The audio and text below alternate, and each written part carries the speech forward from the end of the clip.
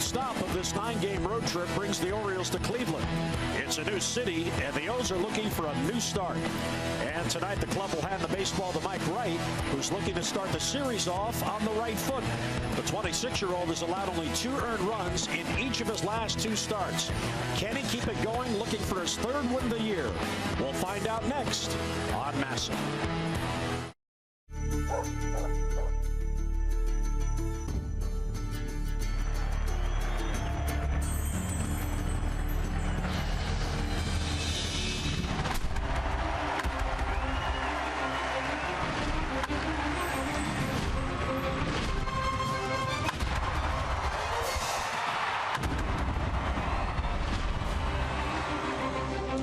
It's the Orioles on Masson on a very warm Friday night in Cleveland, Ohio. It's the Orioles and Indians. Tonight it's the opening game in this 3-game weekend series. And hi, everyone. Jim Hunter with Jim Palmer. And Jim, the Orioles reached the final stop on this 3-city road trip that actually got off to a good start. Back-to-back wins last Friday and Saturday in Anaheim, but the Orioles have now lost 4 consecutive games. The hitting struggles are obvious, but I know that you break out of losing streaks when you have good pitching. Now, Mike Wright goes to the mound. He's pitched very well in his last 2 starts. O's have won both. Can he keep it going? Well, let's hope so. And, of course, the Orioles got in, 4:30? Probably got to bed somewhere around 5:30. I actually think that maybe that'll help. Maybe we'll relax a little bit more. They were probably over swinging. So these are the numbers for Mike Wright. He's almost gotten them 6 innings a start. We like that. The fact that, again, when you look at the other numbers, the runner and scoring position numbers pretty good. Now, they will have 5 lefties in the lineup, so they don't get them a whole lot of runs. The average goes up against left-handers. And the other thing is the 3rd time through the order, that's when you have to pitch a little bit. Maybe that's where he struggles. The batting average goes up. So he kind of starts out high. The 2nd time he's real good, but he has given him a chance to win, and that is your mission here. It's a good test because, the Indians play well here. They're 11-8. They score about almost 5.5 runs a game at home. They're a well-balanced team. They're playing well, and the Orioles are going to have to get back on track, but they're going to have to do it against a team that has been, as I said, playing well, and it's not always easy to do. And Mike Wright, in his last start in Anaheim, he took a no decision, but he gave the Orioles a chance to win, and the Orioles did win. Yeah, they didn't play very well defensively behind him, which is unusual, so he made a lot of good pitches. He got an early 4-1 lead, and then you can see the stuff is there. I actually kind of was rooting for him in the sense that I think he understood how good his fastball was. Adam Jones will run this one down as he usually does in the outfield. So, highly emotional guys. You can see, again, on the road, not always easy to win, but it's a process, and there are a lot of good things. I think probably the number one thing, the last thing you want to do is give up the big inning, and he's getting better at not doing that. So that's what the Orioles are looking for tonight. So tonight, the opening game in this 3-game weekend series as the O's look to snap a 4-game losing streak. We're coming back to Progressive Field. Lineups at first pitch are next.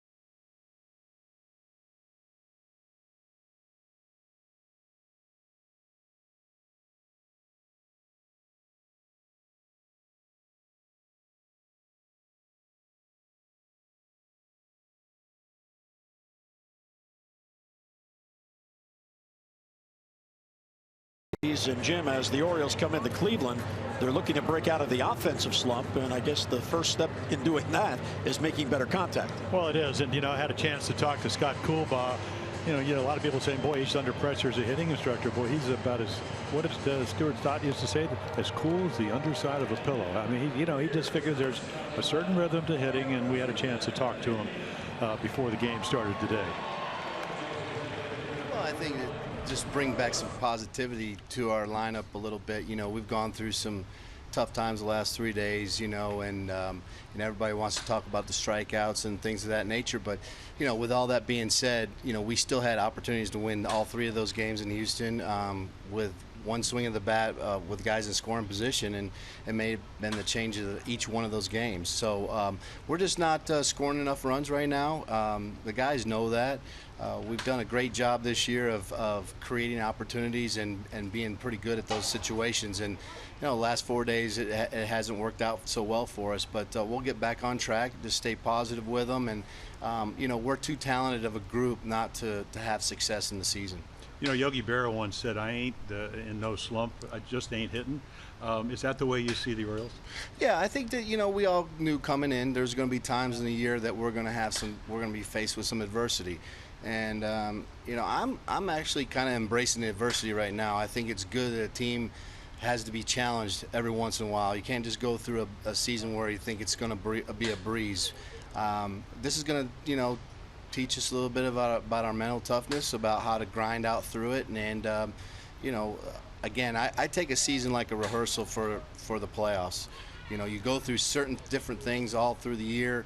And then when the playoffs come, you should have all those things underway so that when you come in those 5-game series or 7-game series, you know exactly what to do. And so we're in that mode right now, and we'll come out of it fine in the series. Trevor Bauer's pitching for the Indians tonight, and a lot of people out there don't understand what kind of preparation you go through.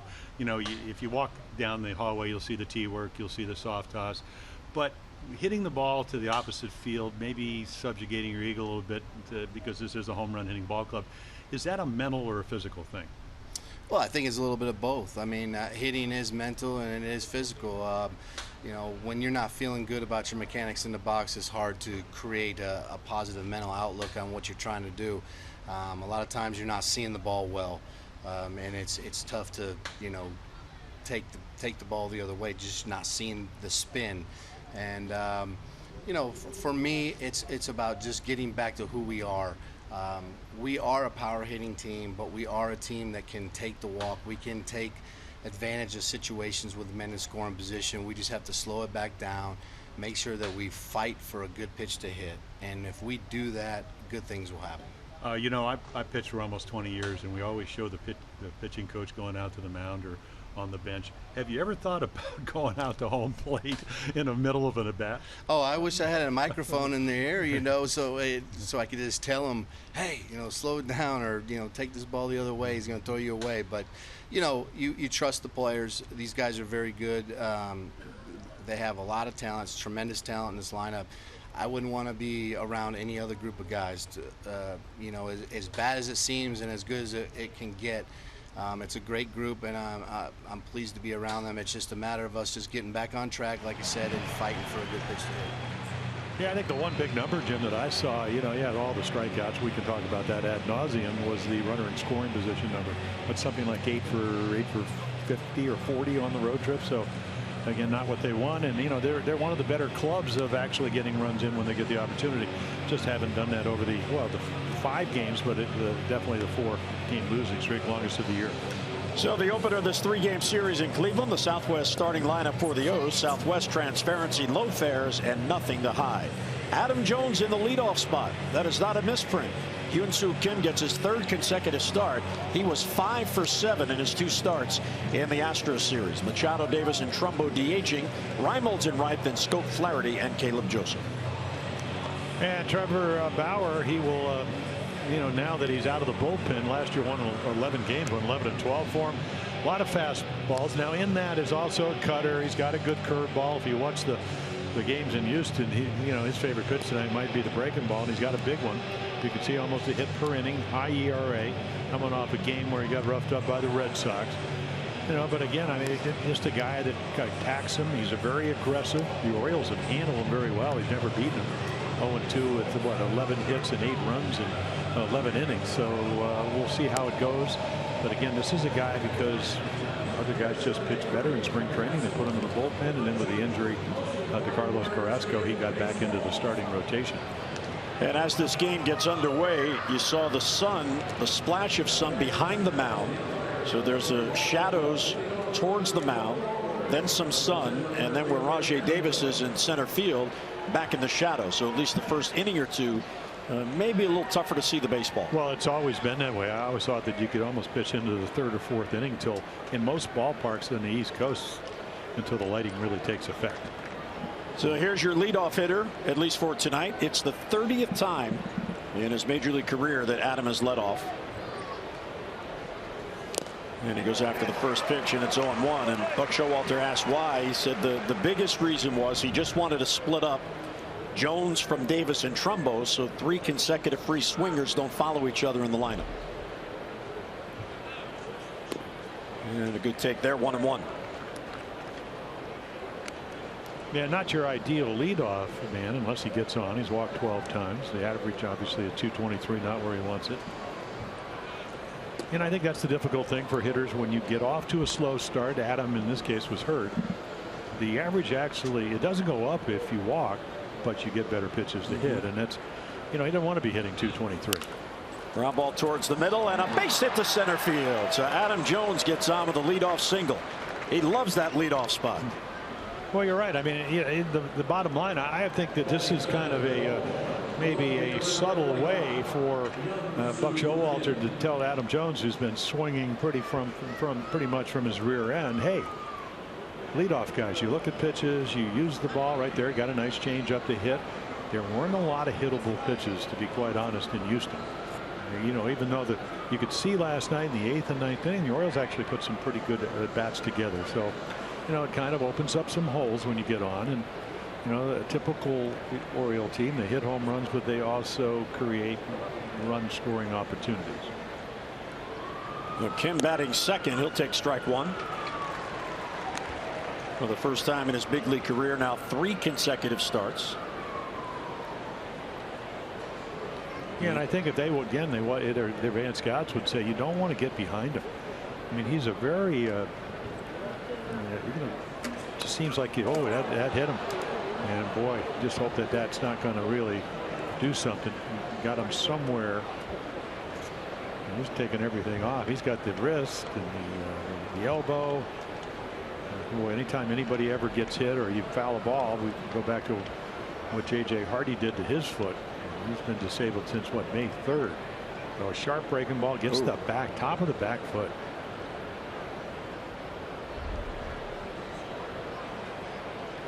Ryan Ebel out there with the skipper and Danny Lee, his interpreter. I mean, just think about it. When you're hit, you have to load, so all your weight's on your back foot. It's hard to just lift it up. Buck Showalter commenting yesterday down in Houston, that Kim has gotten a lot faster. He's maybe dropped a few pounds since spring training and been running well. It's certainly not going to help that. He's testing it out, jogging. And says he's okay. Well, they came in 16 for 36. I told him today, I said, how many hits can one person get? Because he's been red hot, and even though this hurts, he gets on for the club. It's kind of a new version of taking one for the club. Usually you take it maybe in the arm or the leg. Well, Trevor Bauer has now hit 4 batters in 39 2/3 innings. So the Orioles have 2 on and nobody out. So looking to break out against Bauer. Good chance to do it here in the first. Manny in the number 3 spot. He's got a 3-game hitting streak going. So showing some signs of possibly breaking out. 1 hit in each of the last 3 games.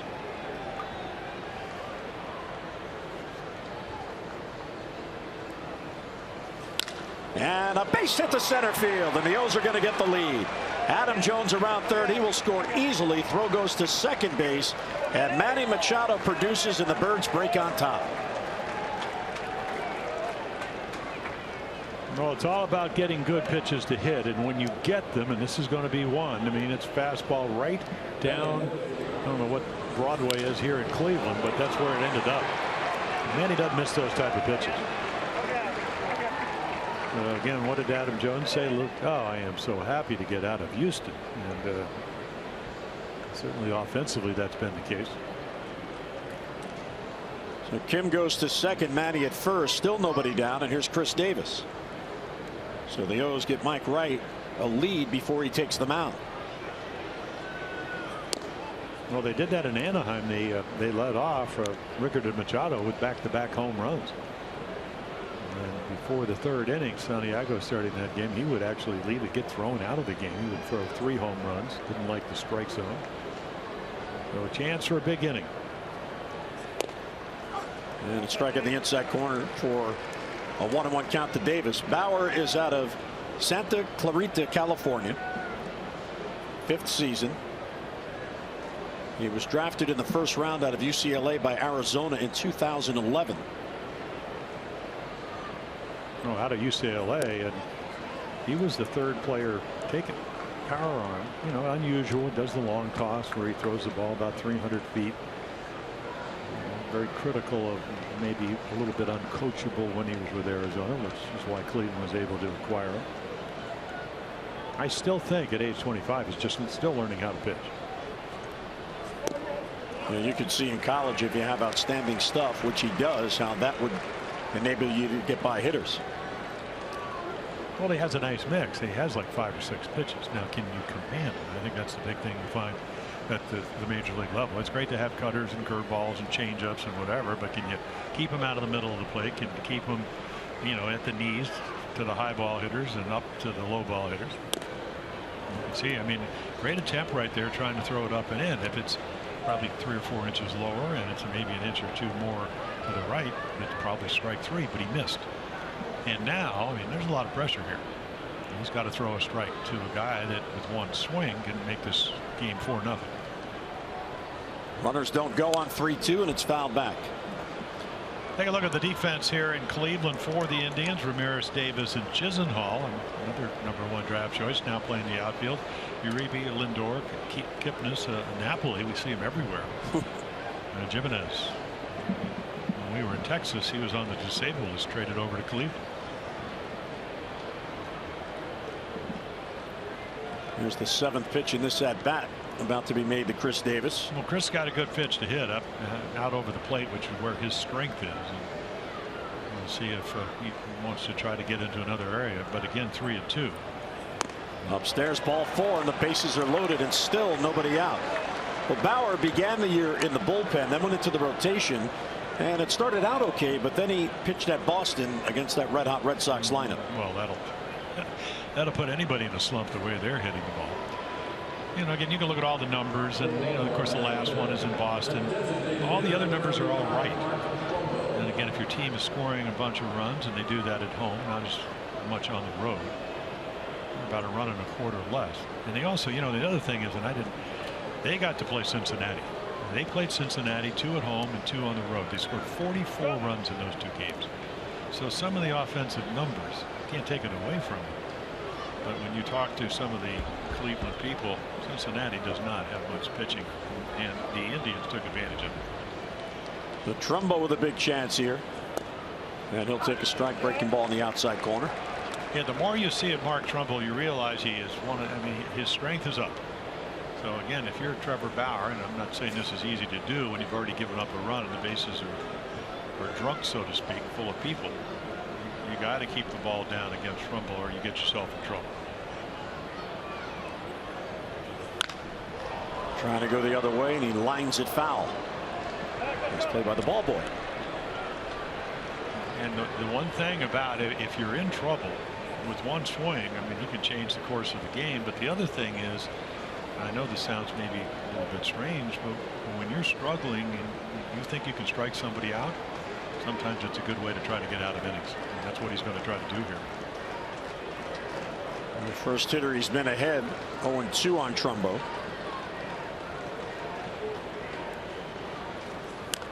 And he fights it off to stay alive.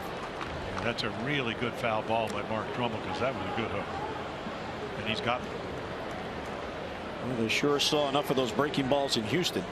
Well, they were all talking, and again, Scott Coolbaugh said, I'm not saying it's an excuse, but they have LED lights. They do have the glass. There are a lot of reflections.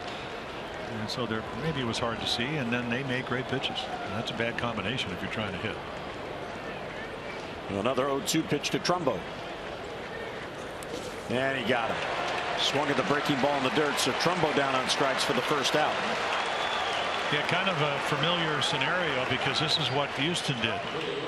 And again, the good overhand curveball, you just don't see a whole lot. And PNC. Well, that's certainly our Mercedes-Benz pitch track. Any way you look at it, it's that ball down and away, and it was perfectly thrown. So one down now. Bauer will look for a double play ball. Here's Reimold. Nolan getting a start in right field tonight and batting 6th. And there's a fastball for a strike.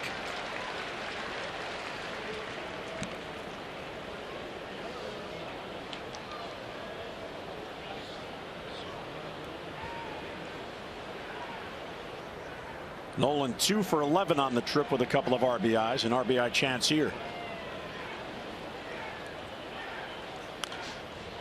Fouls it back, so he's 0-2. So the last 2 hitters, Bauer gets ahead, no balls and 2 strikes.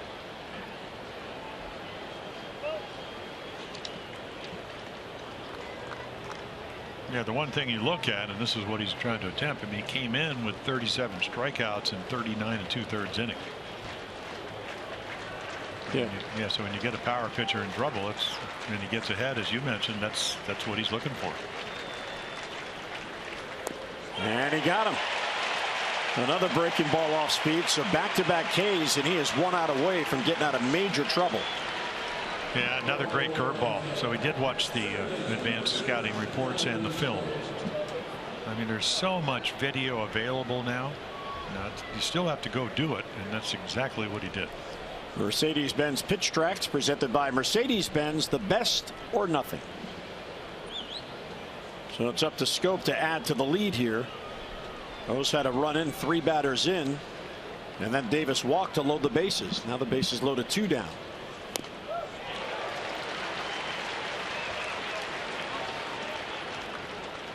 Bauer came into this game having allowed 37 hits and striking out 37.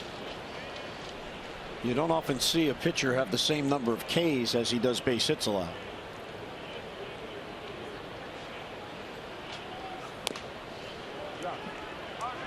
Fastball down and away, 1-1 on Scope.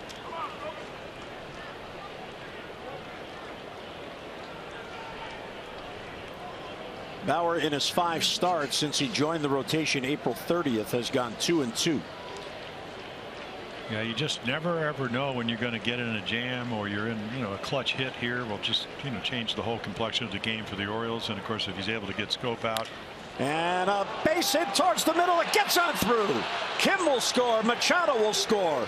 And it's a 3-run first for the O's. So again, Jonathan Scope, of really almost all the hitters over the last maybe 10-12 days, he has used the middle of the field and right field about as well as anybody.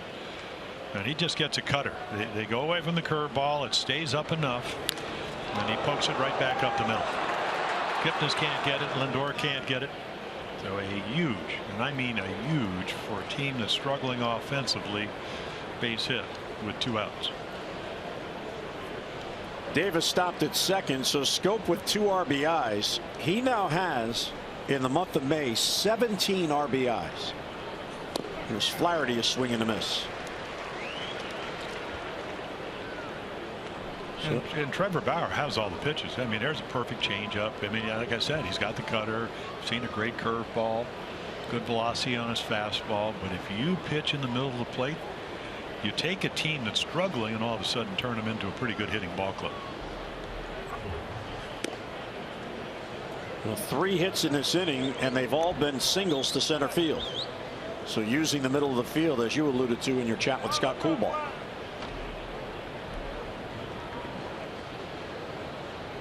High pitch count first inning.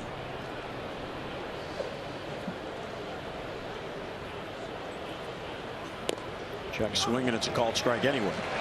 Yeah, there's another cutter, and plate umpire Lance Barksdale thought he swung. Another guy, and Caleb Joseph on deck. These are two Oriole hitters with the injury of J.J. Hardy that just got to get going somehow.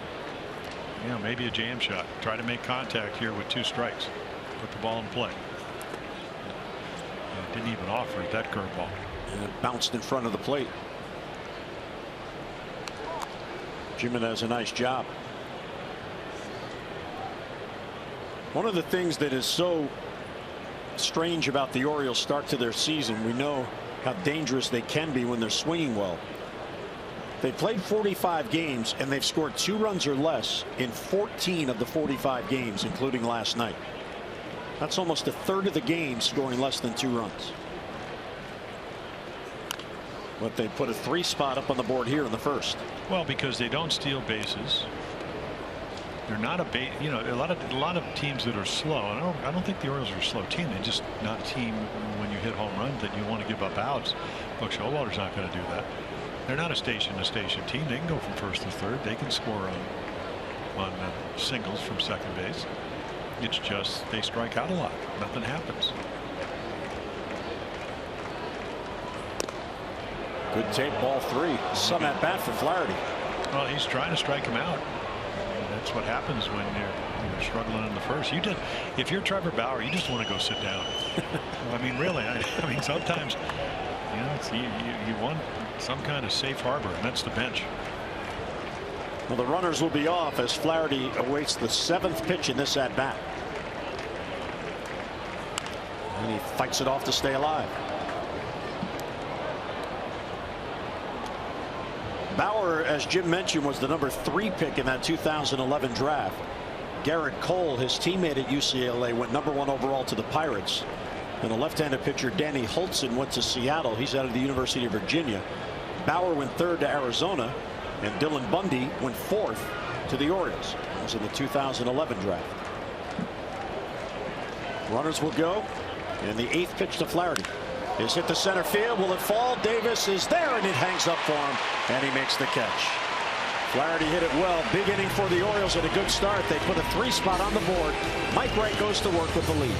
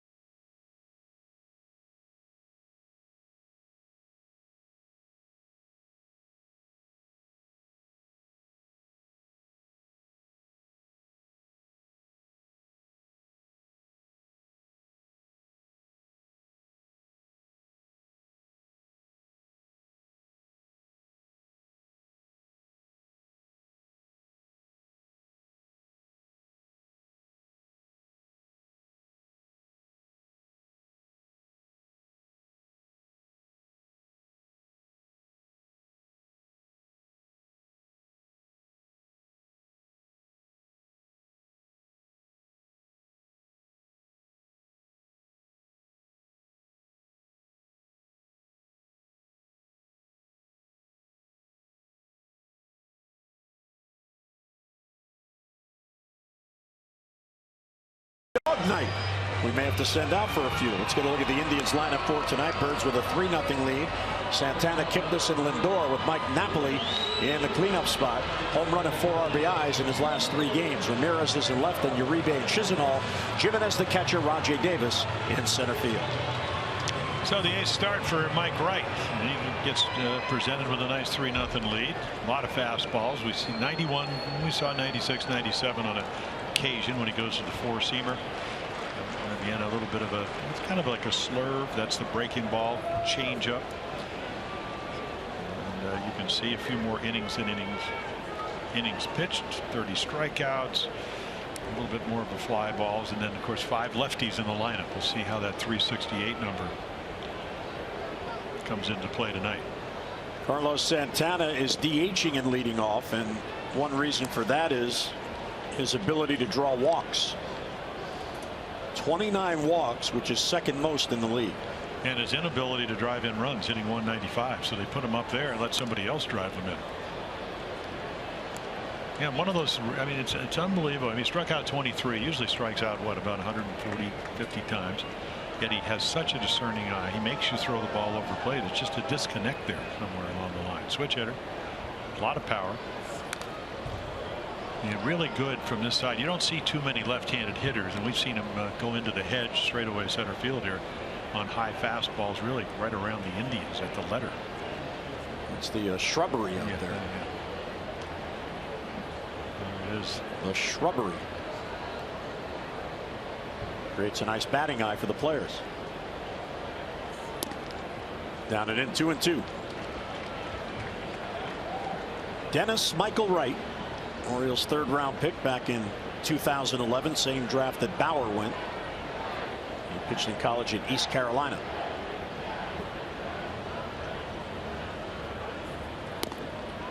Outside, ball 3. And I mean, to me, that's a critical pitch.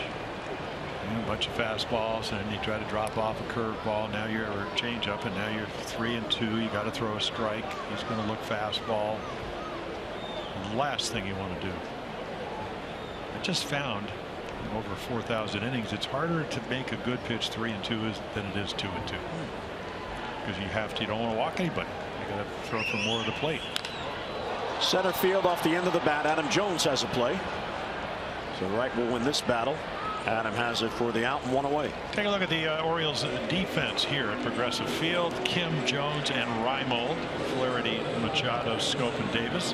Caleb Joseph is looking to get the bat going. He's behind the plate for the O's. Yeah, Caleb probably figured that he was going to play tonight. Matt Wieters caught all 3 games in Houston, and then with the later early arrival, depending on your perspective, get some fresh legs in there behind the plate. Jason Kipnis now. And a breaking ball for a strike.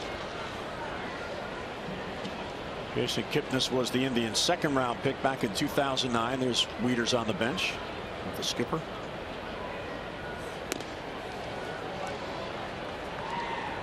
Probably was tough for Buck Showalter not to write Wieters' name in there, considering he's got a 7-game hitting streak going. It was 14 for his last 30. Well, you got to give him some rest. 4 o'clock game tomorrow, so maybe he will actually. There's a good pitch that he doesn't get. I'm wondering where that knee-high fastball was, but you know, with 4 o'clock game, maybe he will play tomorrow and then on Sunday. It's one of those twilight games. One of those games, if you're a pitcher, you want to pitch where they can't. And then you know they can't see the ball. Sliced foul down the line. So Kipnis hitting 284 this May. Boy, we rolled in here last year right after he had 51 hits in the month of May. What an incredible 429, 15 doubles, I mean triples, home runs, 17 RBIs. Well, the Indians have played themselves back into contention in the AL Central off their month of May. They've won 15 games this month. They won only 10 in April. And they just came off a 9-game road trip in which they went 6-3. And in the final 2 games, they beat Chris Sale and Jose Quintana. Yeah, they won 3 out of 4 against the White Sox, and they were in front of them. It's a good thing to do.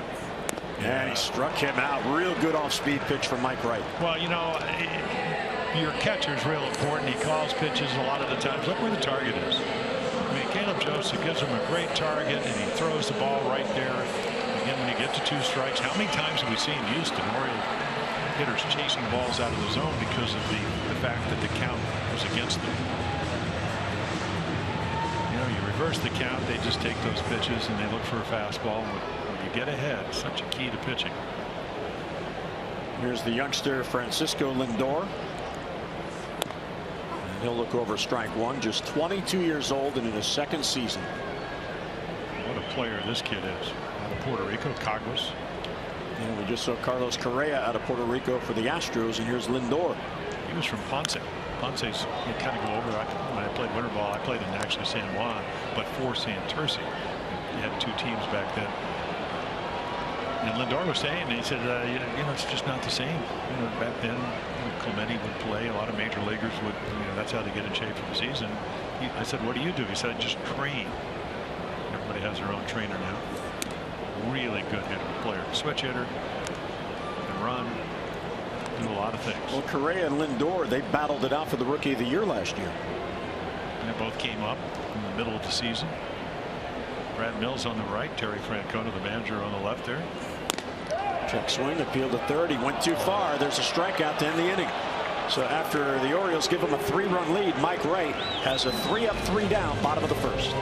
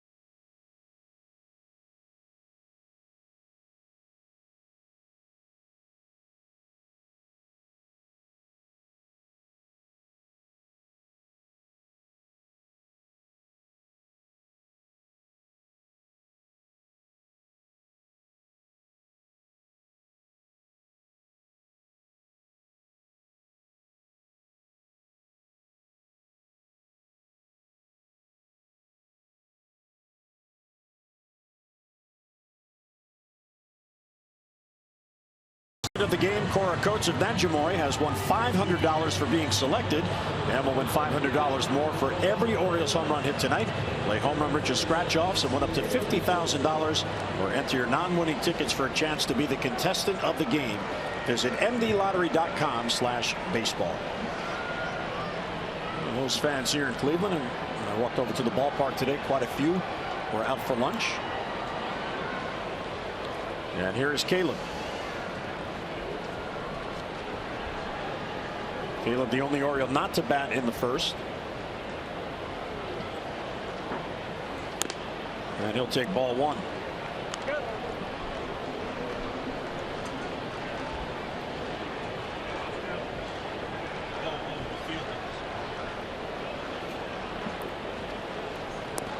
And ball 2. Caleb is 0 for his last 13, so he's looking for a broken bat or a bleeder or a doink. Yeah, even when he hits it hard, like he did off of Jared Weaver, they catch it, or he hits it at somebody. And Flaherty did the same thing.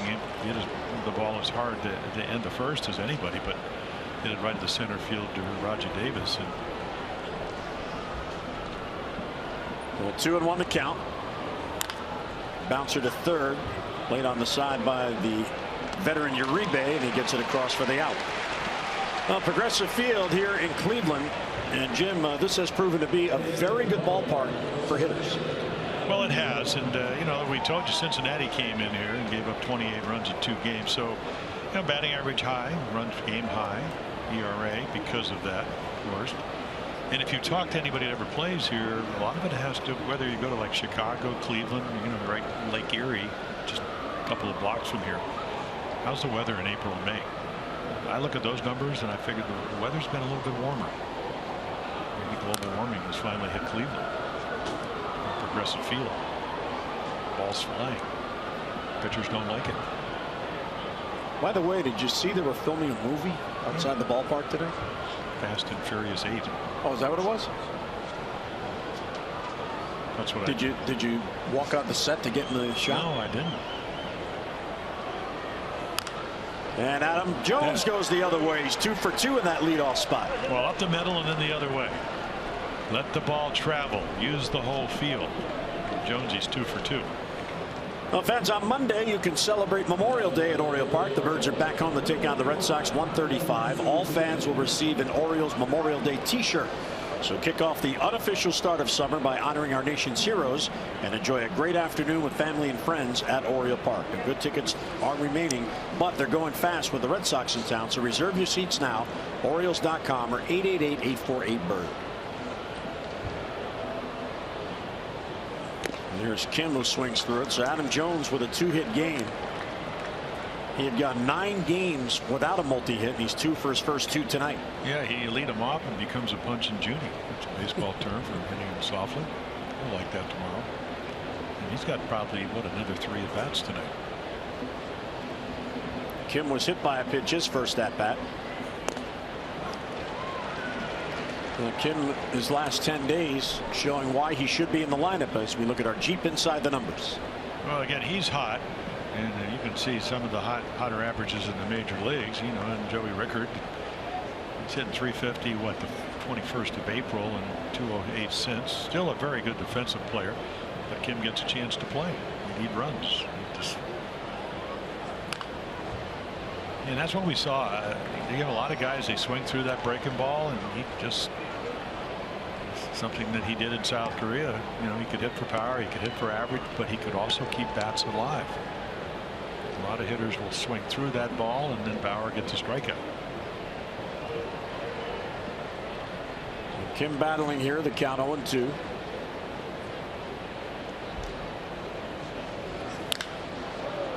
Left center field chases Rajai Davis back. He has a play, and he's got it for the out. Adam is tagging the draw throw and then puts on the brakes.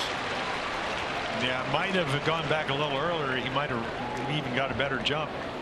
Davis doesn't throw well. And again, the ball is hit pretty deep. Looking over at Wayne Kirby and saying, maybe you think I could have made it.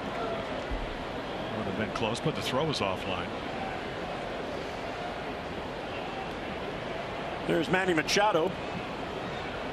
Manny jumped on the first pitch, his first at bat, and hit an RBI single to center field. The O's with an 8-batter, 3-run first inning.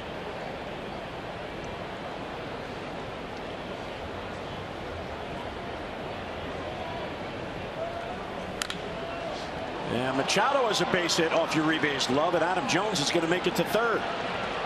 The throw will not be in time, and because he threw to third, Manny slides into second. Big mistake there with 2 men down by Jose Ramirez, an infielder playing outfield. Yeah, he comes in, and they don't cut the ball off. If they cut the ball off, may run himself out of the inning. But off the glove for Uribe, so Adam Jones knows he can get all the way to third.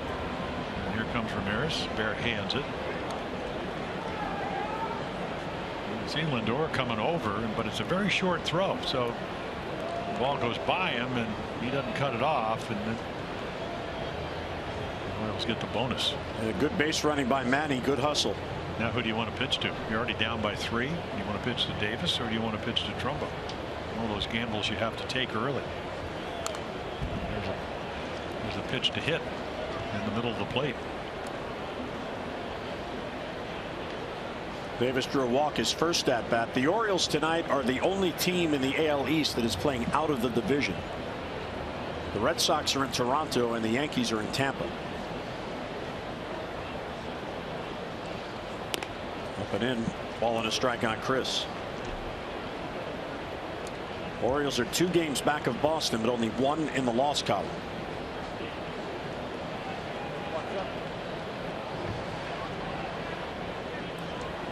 Jones at third, Machado at second with 2 men out. Orioles already have 5 base hits. And there's a cut fastball. Well located right underneath his hands. That's what he threw the scope, but didn't get it in there, and got it right in the middle of the plate. Jonathan drove in the second and third run back in the first. Huge base hit for the Orioles. Good leads by the base runners. 1 and 2 on Davis. Strike 3 call. Breaking ball in the outside corner. That is the 3rd strikeout for Bauer, who did not have a single strikeout in his last start. Ostrand 2, Mid-second, 3-0 Birds.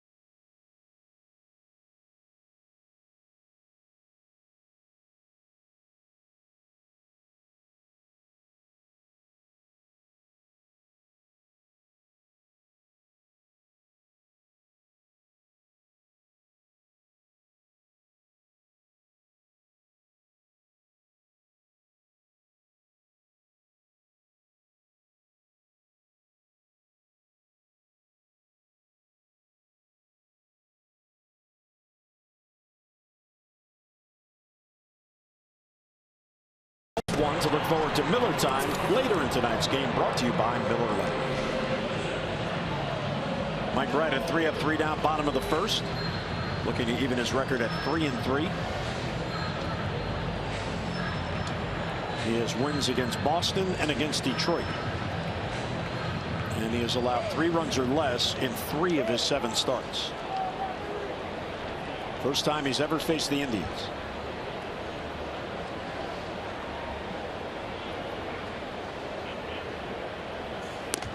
Ball 1 to Mike Napoli. Ramirez and Uribe will follow. Napoli in his first year with the Indians, he has been well traveled. Drafted by the Angels back in 2000, now in his 11th season. He has been with the Angels, then Texas, went to Boston, went back to Texas, and now in Cleveland. Yeah, he was on the 2013 championship Red Sox team, and he hits everywhere he goes. Even when he played for the Angels. Apparently not a good enough catcher for Mike Scioscia, so off he went to Texas. Big time power. It really, you know, I mean, he brings numbers and a presence, a veteran presence to your lineup. 3-0 on Napoli, leading off in the Indians' second. Right there for a strike. Yeah, Mike Wright was out about 4:15 or so, watching him take batting practice, because he getting pretty antsy, and because Napoli was hitting ball after ball to right center. It would have gone in. I didn't want to see that. Here's a good pitch. Well, usually he sits in the stands and reads a book. That's how he relaxes before a start. It's been his ritual.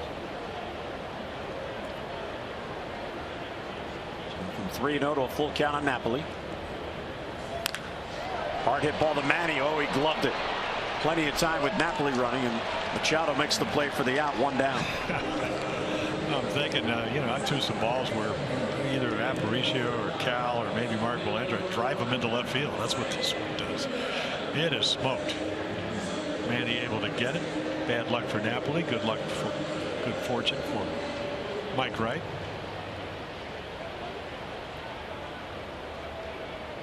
So Machado takes a base hit away from Napoli. Here's Jose Ramirez. One of 3 switch hitters in this lineup. Off speed pitch down and in. Ramirez is an infielder playing outfield. Just 23 years old, but in his 4th season already. Well, they're very pleased. You know, not only has he played well, I mean, you know, great numbers with runners in scoring position, but that they're 5 games over 500 without Michael Brantley's only played 11 games because of shoulder problems, and also their best starter last year, Carlos Carrasco, who won 14 games for him. He has a hamstring problem, and probably going to rehab. So there's Brantley. Got a cortisone shot and got better after shoulder surgery, working his way back, playing every day. And he's an impact player when healthy. Just outside, ball 3. So a lot of pitches, and it catches up with you.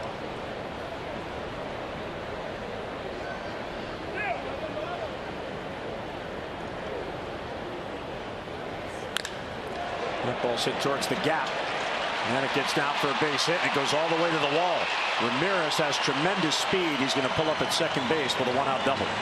Well, he does what he's supposed to do. He knows he's going to get a fastball. If he doesn't, he just look for it. Gets one out over the plate.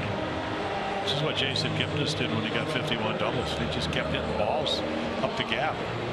Great angle right here. Fastball out over the plate. Didn't try to pull it. Slices it into the gap, and Kim will run it down at the base of the wall.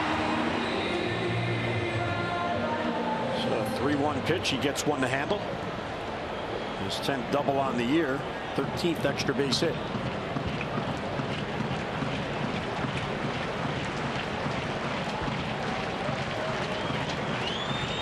Here's the ancient one, Juan Uribe. 16th year in the big leagues. Yeah, but what he can do is he's a terrific high ball hitter. And those numbers are obviously down for him. But a very dangerous guy because you just don't know. And I mean, when he goes to swing, he's going to swing. He can hack at anything. And he rips it to left field, a hanging breaking ball, and that's going to drive in a run. Ramirez will score, and Uribe is chugging to second base, slides in with a double.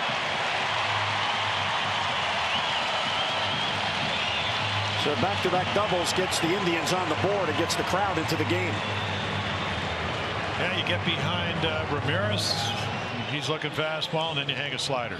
It's so simple. Speeds the bat up. He hooks it into the corner, and you're right. And they're going to have a big crowd tonight, too.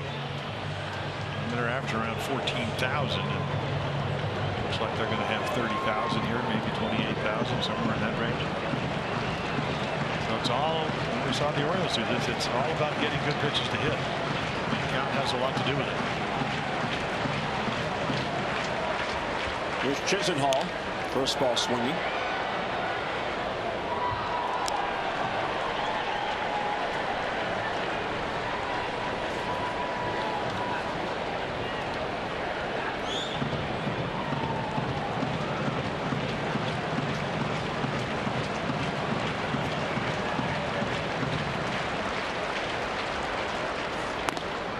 Upstairs with a fastball. Yeah, injured early in the year. Again, another number one draft choice. Seemed to hit the Orioles well. Wrist and forearm problems, so and of course we knew him as a third baseman. Spinning.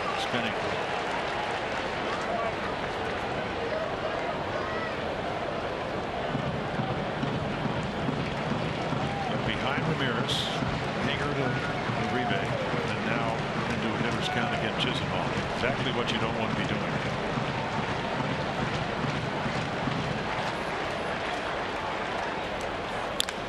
Line right to Machado.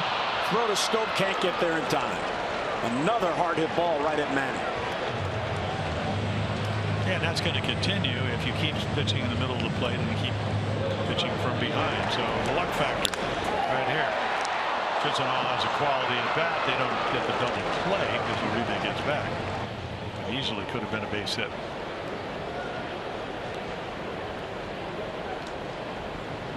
The 2 down. Uribe gets back, and here is Chris Jimenez, the catcher. He's 3 for 8 in his 2-game hitting streak, but over a longer stretch, 3 for his last 15.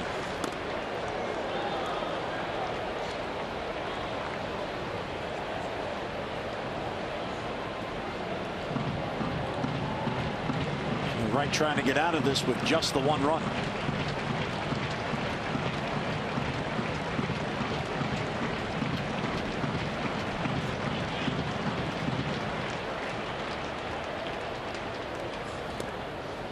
The slider misses outside. And he falls behind another hitter. 2 balls and no strikes.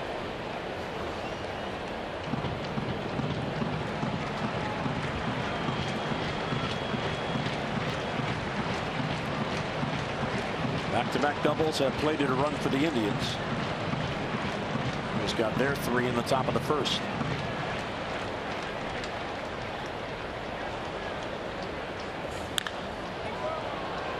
Bounces up in the stands.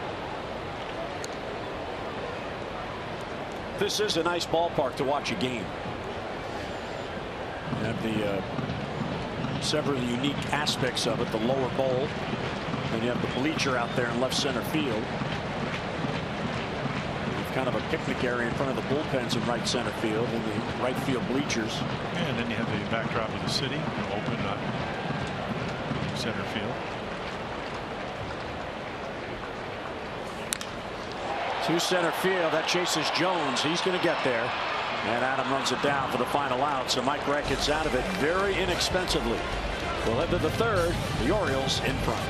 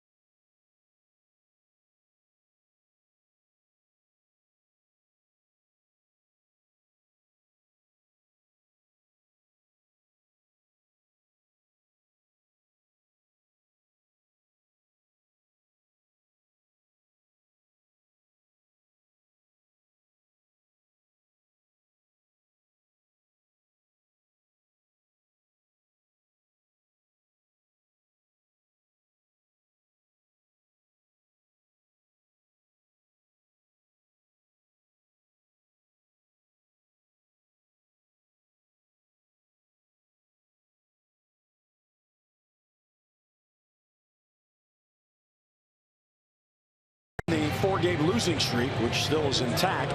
The team batted a collective 195 and struck out 60 times in 4 games. Scored a total of 9 runs. Tonight in the first 2 innings, 5 for 11, so 455 clip. 3 strikeouts, but 3 runs scored in just 2 innings. Yeah, they got the big hits. They could have gotten the big hits in the 4-game losing streak, especially the 3 games in Houston. Just didn't happen. Yeah, they lost back-to-back games by a run, and then last night by 2 runs. And that's all it takes. You go in. Houston was over 500. Played much better at home. Pitched much better. So this game, the way Wright was in the middle of the plate, you better score some runs. Could be a hit-a-thon. Trumbo struck out in his at-bat in the first inning. Mark on the road trip 3 for 28 with 12 strikeouts in those 28 at bats.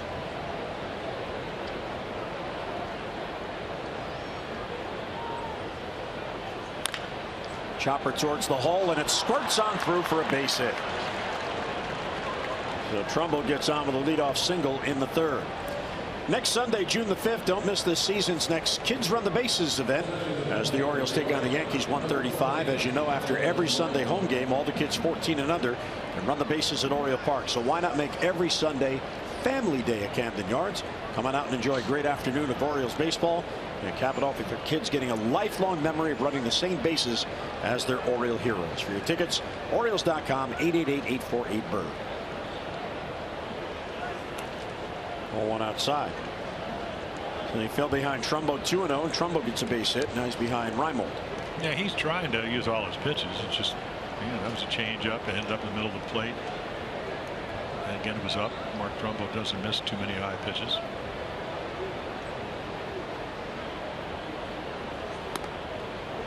cutter that stays up. A little lower, it might have been a 2-run home run. Reimold struck out in the first. He is 2 for 12 on the trip. He hasn't hit a home run since April 29th. Double play ball. Lindor to Kipnis, back to first, and there's a double play. Napoli keeping his foot on the base on that high throw, so a 6-4-3 erases the base hit. 2 men down in the Oriole third. Yeah, around the ball and perfect double play ball, as you mentioned. Just not a very good turn. He kind of flips it because he thought he had a lot of time.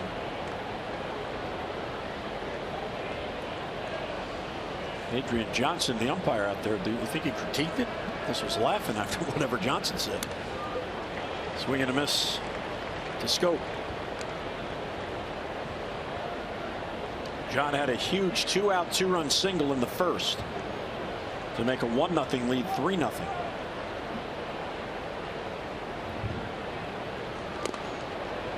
Breaking ball down and in.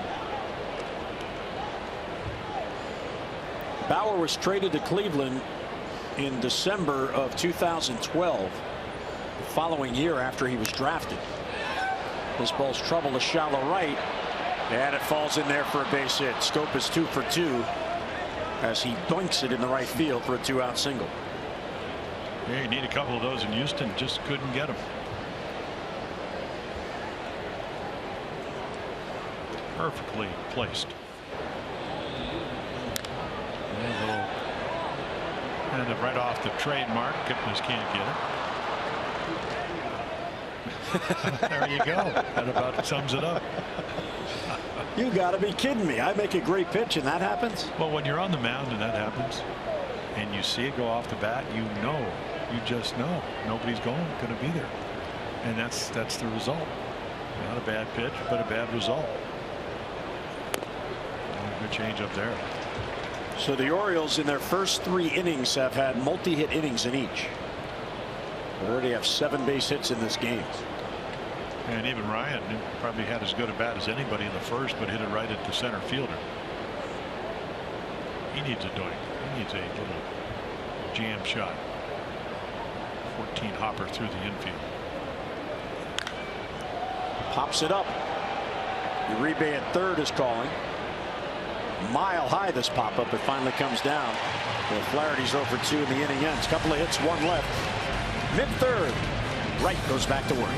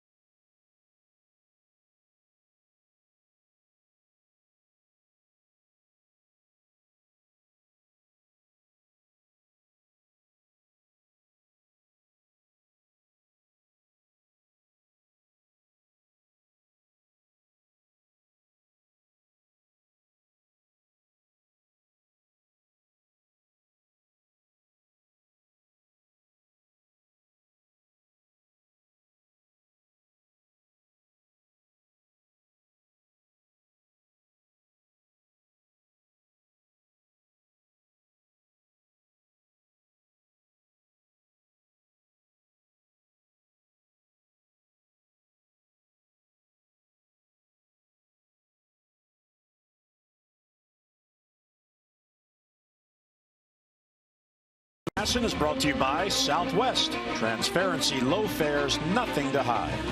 By Chesapeake Employers Insurance, a workers' compensation insurance company. And by your Baltimore BMW centers. Visit BaltimoreBMW.com today for exceptional offers.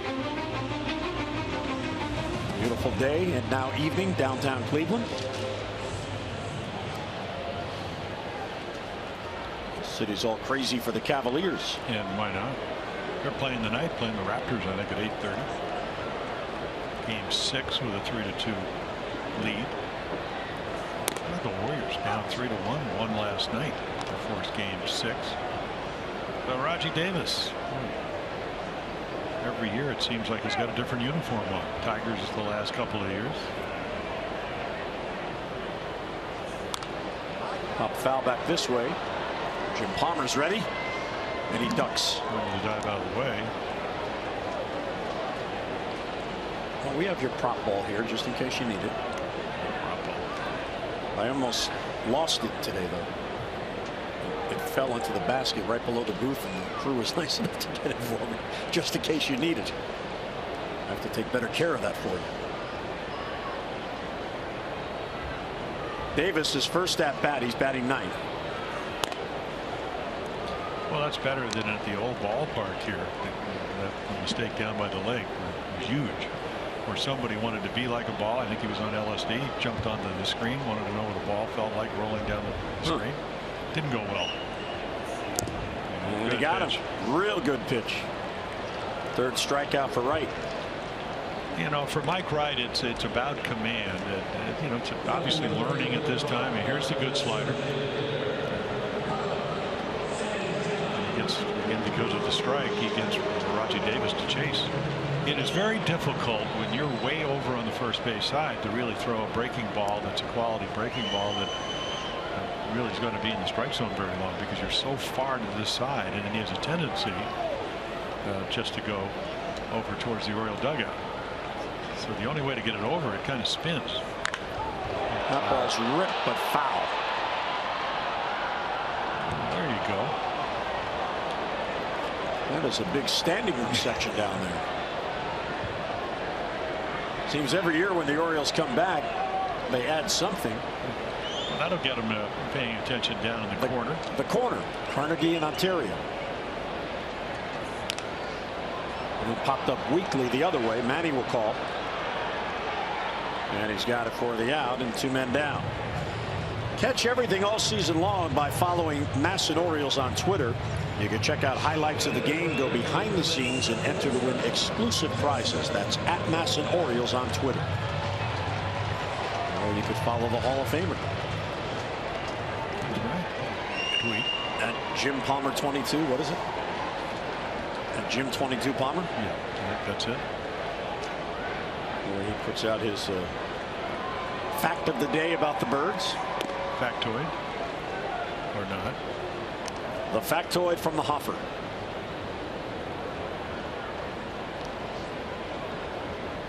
Well, today I'm not getting off the band wire, but it's code orange.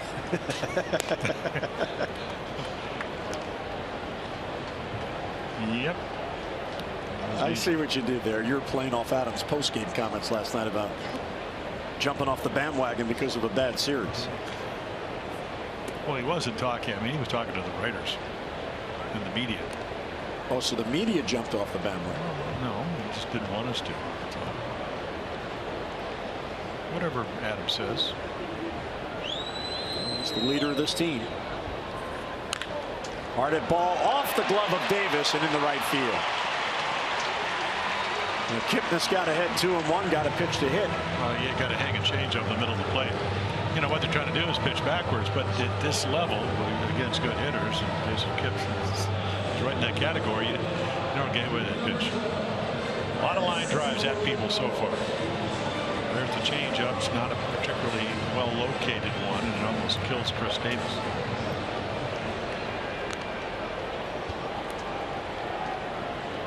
He's trying to get the glove on it. They got the heel of the glove with the wrist. That's a base hit for Kipnis. Lindor batting now with a man on.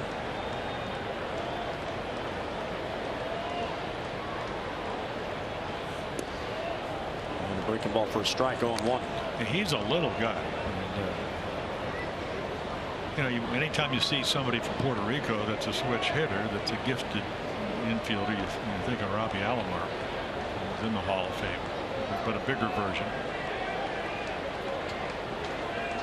I said, when did you start switch hitting? Because he's a natural right-handed hitter. He said, when I was 14, I want to be like my cousin. Swept foul right by Robbie's brother Sandy Alomar, who's the first base coach. Santos.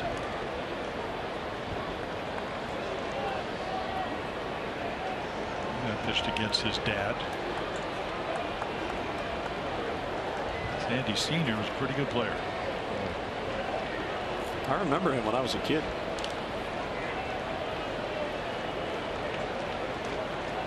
Well, they list Lindor at 5'11".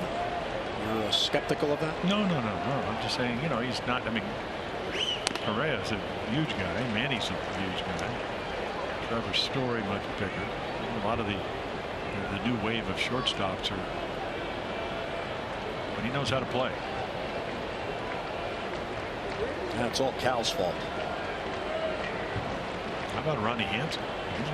Yeah, there you go. Way back to the 60s. Rookie of the year. Runner goes. Pitch is swung on and fouled at the plate.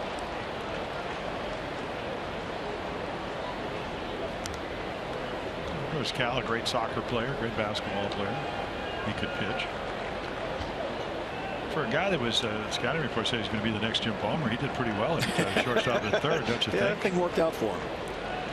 428 home runs and lost count, but well over 3,000. What, about 3,100 hits, somewhere in that.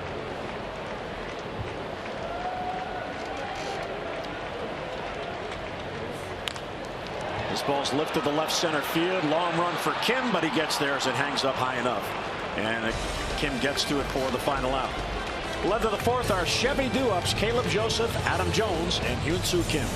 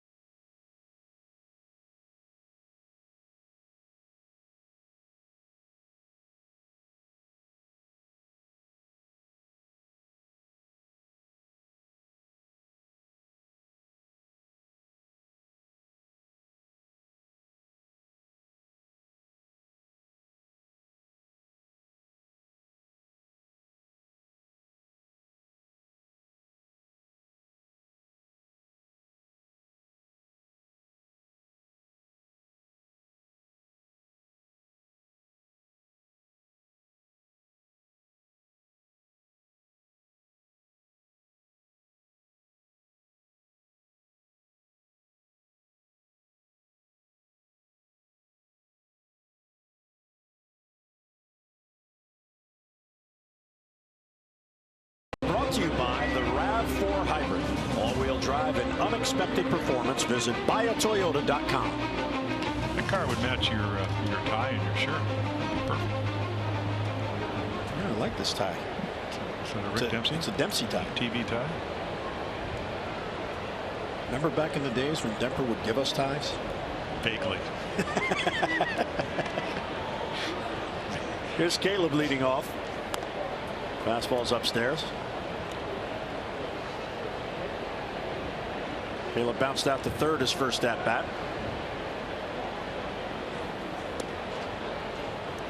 Yeah, if you look at Trevor Bauer, I mean, he's one of those high energy guys, and he's going to use his whole body. But when you don't stay over the rubber long enough, you get under the ball, and it's just hard to repeat that windup.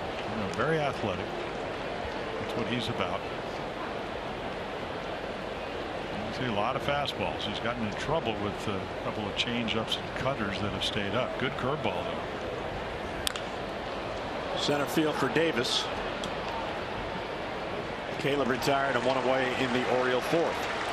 The Orioles are back home at Camden Yards on Monday. They'll begin a 4-game series with the division rival Red Sox. Now, after the Memorial Day game on Monday, the matinee at 1:35, the O's and Sox will battle Tuesday night, Wednesday night, and Thursday night, all 7:05 first pitches. So come out and help us paint that ballpark orange for the showdown for first place in the AL East. For your tickets, Orioles.com or 888-848-BIRD. And here's the new leadoff sensation. Adam Jones batting leadoff for just the 30th time in his career. His average up to 10 points. I've always told him, yeah, you see Orioles, and then you see the stripe, then you see 10. When he hits below the 10, he's about a 330 hitter. When he swings around the letters, the average goes down. Because what happens is he gets to 1 and 2 strikes quicker, and then they throw him the breaking ball, and it's just harder to hit. You just saw Caleb Joseph. He needs a hit, but he chased ball 3 because it was a 2-1 count and went out of the zone a little bit. And Bauer gets an out. And that ball down a little bit, it's a home run, or it's a double. Up, it's a foul ball. It's just hard to get on top of that pitch. Just bring it down a shade. Otherwise, and this is not against, this is kind of a, what did Adam say? It's against our DNA and not to be aggressive. Well, how about changing your DA just enough to maybe get the count in your favor? It makes it hard to pitch. Ground ball sharply to third, gobbled up there by Uribe. And Jones is retired for the first time tonight. 2 away. He gobbled it. That's what veterans do. Uribe in his 16th year at 37 years old. They corral, they snare, they gobble. Snatch it up. Snatch.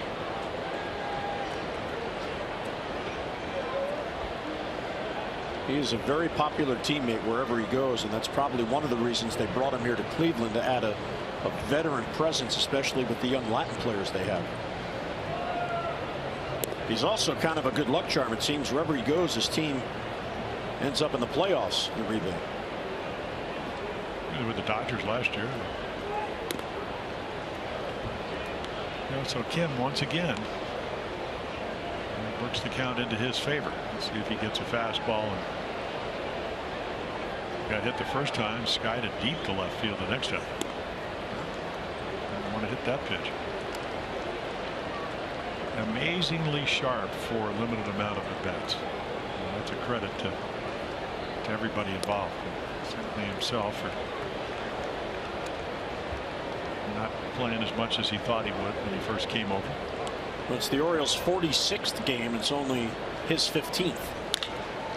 Ground ball sharply hit, but Kipnis to his left has it.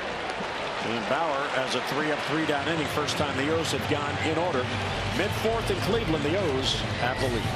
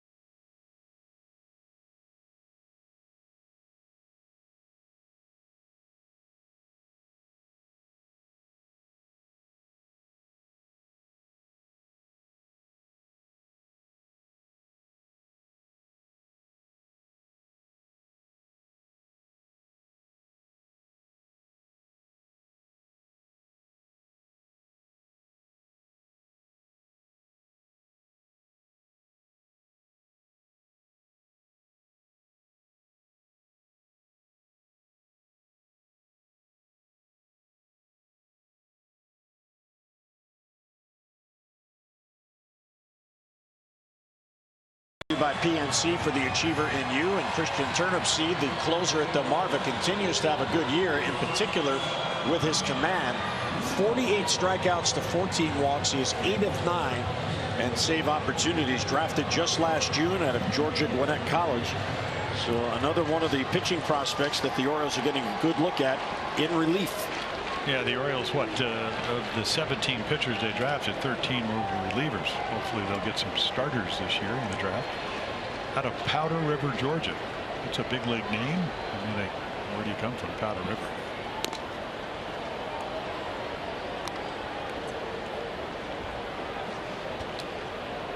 Mike Napoli takes ball one. Second time through the order. He had a scorcher right at Manny Machado his first time up. Big swing right there. Yeah, we saw Mike Wright out in California against the Angels. He went to a different gear. Maybe at 4th, 5th, 6th innings. Kind of got the ball where he went 2 or 3 miles per hour. And again, right there, he still has trouble. You know, he starts low, goes high. Most people, they actually maybe would start with their hands high. They come down, break them over his knees. So he bounces a little bit, and it's hard to repeat that. That's why there's a slider, not a bad one, and a hitter's count. But he missed his fastball the pitch before by about 3 feet. And again, if you're going to pitch as a starter and try to get through the lineup, you really have to be able to repeat your windup. 2-2 on Napoli. And he fouls it off.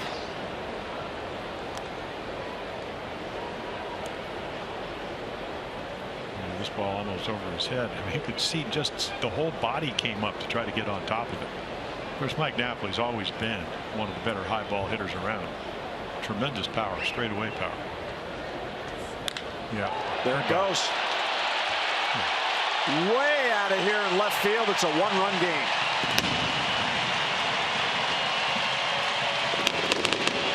Well, Napoli liked it, but it was a horrible pitch.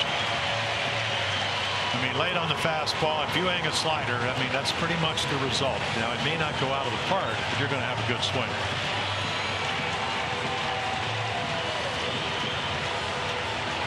Yeah, you want to pitch at this level. It just the quality of the pitches just has to be a little bit better. And this was a hanger that the Indians say. I mean, just take a look right here. I mean, it's just right in the middle of the plate and gone off the bat head. Kim just kind of turned and wanted to see how far it was going to go. So the 3-0 lead is now 3-2. And there's strike one to Jose Ramirez. That is the 5th home run allowed by Wright. 422-foot blast to the bleachers in left field. And there's a base hit up the middle.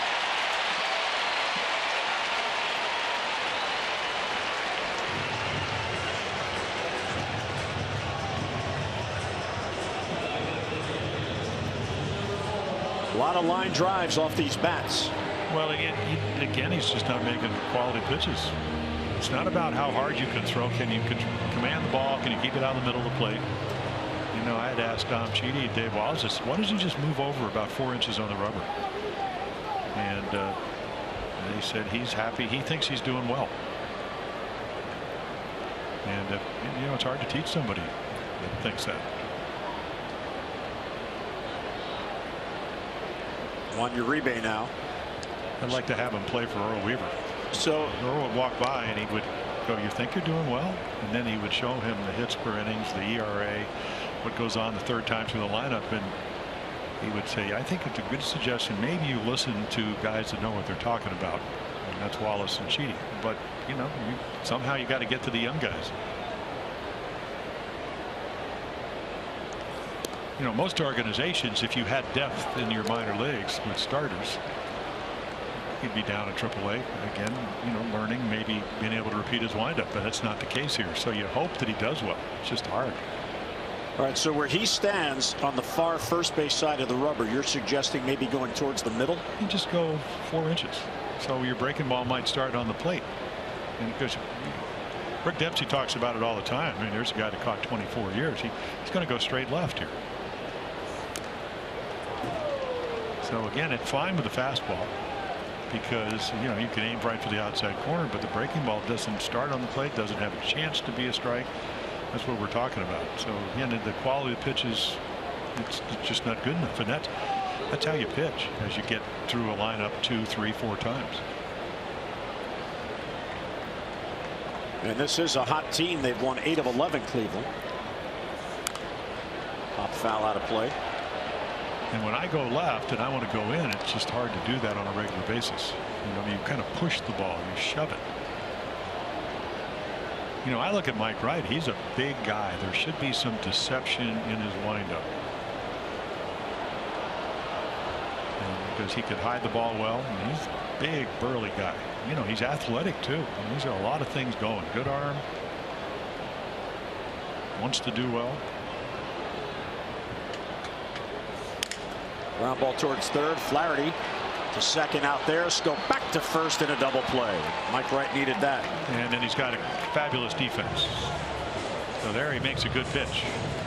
In on the hands. Gets the jam shot. So again, low and away. There's a good one right on the outside corner. Jams him. And they come in again. And then let your defense work. Flaherty. And then Scope. He can turn to double play with that arm pretty much any way he wants. Usually he'll use the bag as a buffer. That time he just kind of hopped towards the pitching mound and flung it over there. One pitch, 2 outs. Here's Chisenhall, who lined out a laser beam line drive to Machado, his first at bat.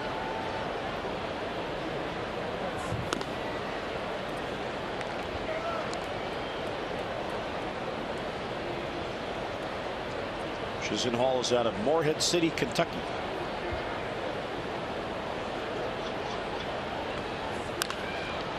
It's interesting. I asked him how he liked moving from third base to the outfield. He did it the last 7 weeks of last season.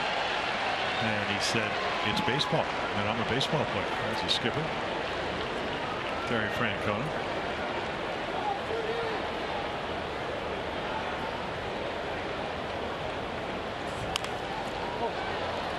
Pop-up foul. Flaherty chasing it and just can't get there. Nice effort.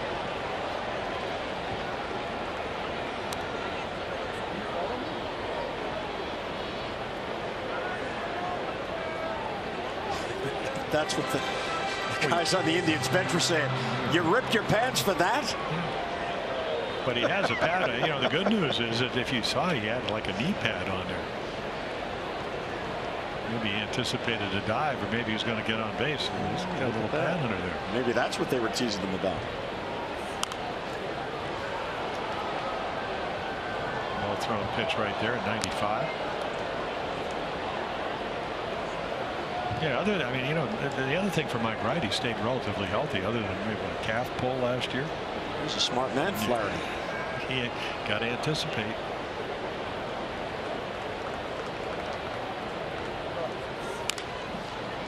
This ball's trouble if it stays fair. Flaherty out, and he runs it down. Nicely done by Ryan Flaherty.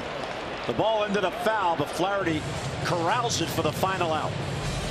So the Indians pull closer on the home run by Napoli. None left. Flaherty runs it down for the final out in the 4th.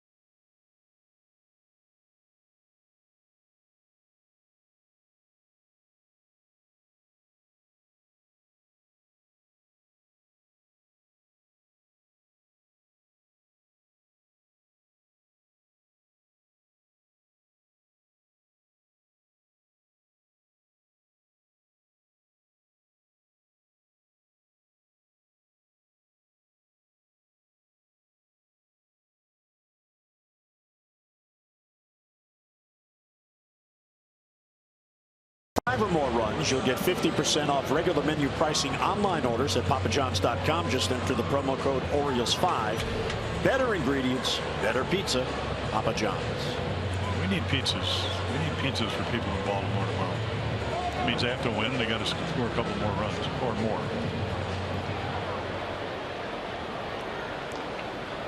Selfie with Hot Dog Man. It's hot dog night. Dollar Dogs. Place your orders. Manny to the gap in right center field. That is a tweener. And it hits off the wall. He nearly hit it out. Davis having trouble running it down. Manny's thinking 3. No. Here's the throw. Here's the tag. He is out at third base. Just can't do that. Never, ever do you want to make the first or the last out at third. It's a no-no. And you're right about almost missing a home run. Good slide. But then again, be able to evade the slide by Uribe. He has to slide wide. That's the cardinal rule.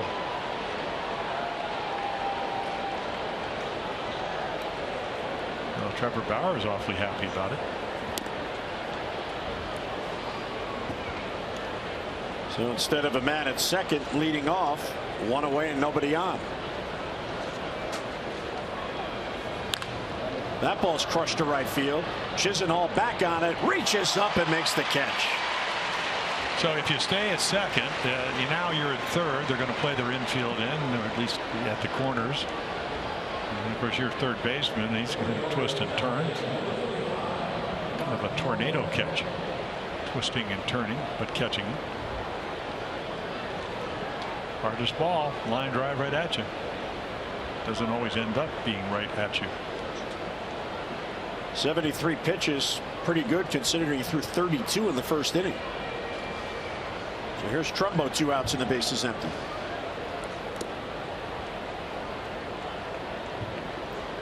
So Manny is 3 for 3. His 19th multi-hit game. Well, hitting. He's 0 for 1 base running tonight.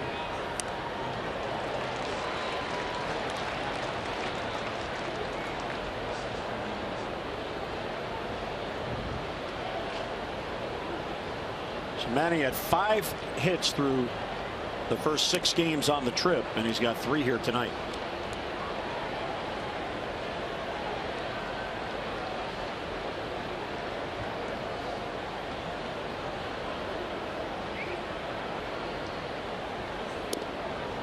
And a good take by Trumbo as that pitch misses outside. Yeah, he's just waiting for a ball in the middle of the plate and hope that it's up. You can see the ball's carrying pretty well here. You're right about that. I mean, that ball almost, he hit it so hard it almost went out of here. There's a 2-out walk. Second walk allowed by Bauer.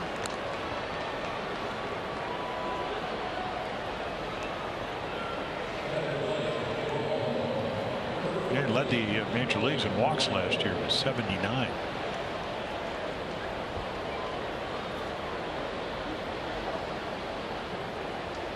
Reimold 0 for 2, including grounding into a double play. He's getting the start tonight in right field. With Kim swinging the bat well, Buck Showalter now for a 3rd consecutive game has kept Kim in there, which means either Reimold or Alvarez or Rickard can't play because Trumbo then becomes the DH. And last night it was Rickard that got the start. Tonight it's Reimold. Pedro not in the game because Flaherty is playing third base instead of Alvarez. So the choices that the manager has. Really what it is it's what 5 guys for 3 spots. Thank you for that. I was trying to follow the dots. There will be a quiz later. Yeah. Well, I think what happens is when you get Reimold or Rickard on the field, you help yourself defensively. When Trumbo can DH, better first baseman than outfielder, and then Kim's played left field better than they've anticipated. Reimold gets a base hit. So a 2-1 pitch, so that out at third base, looming larger now.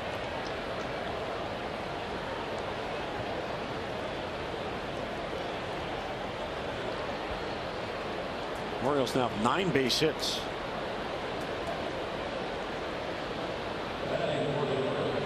Mickey Callaway, the pitching coach, is going to come out for a chat.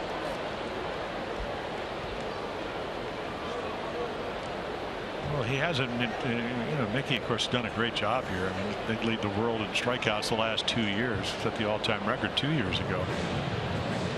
But I think he's probably going to try to get Trevor Bauer to, the fastball that Machado hit on, and then the line drive by Davis, those were fastballs. It just hung a change up to Nolan Rymel.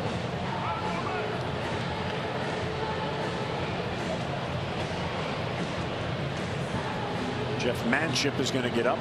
One of 8 relievers in that bullpen for Terry Francona. Yeah, their bullpen has been pitching well. I think he'd probably saying, okay, let's go with a 2-run single that gave the Orioles the second and third run. That was on a cutter. So how do you want to try to get him out?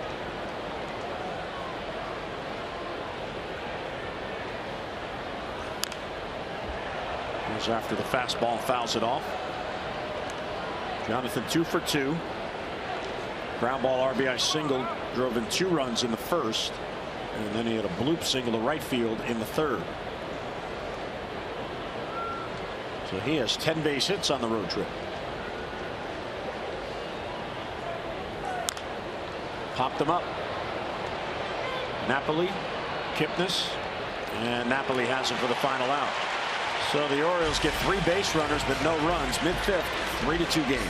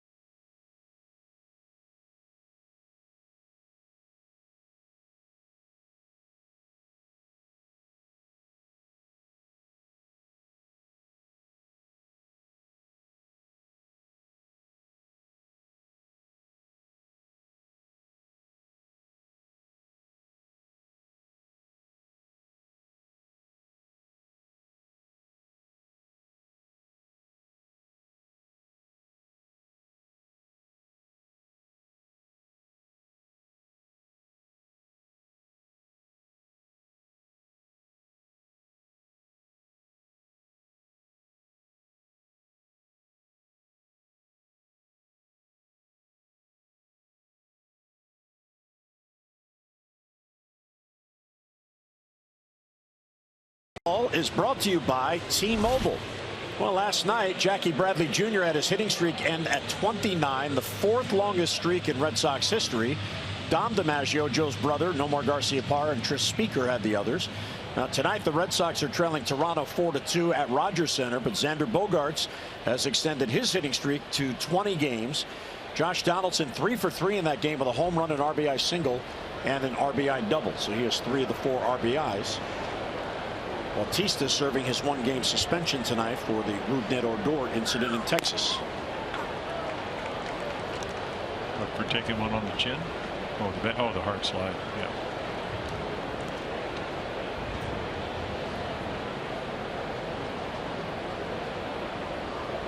One on Jimenez. 0-2 on Jimenez. Davis on deck, then Santana.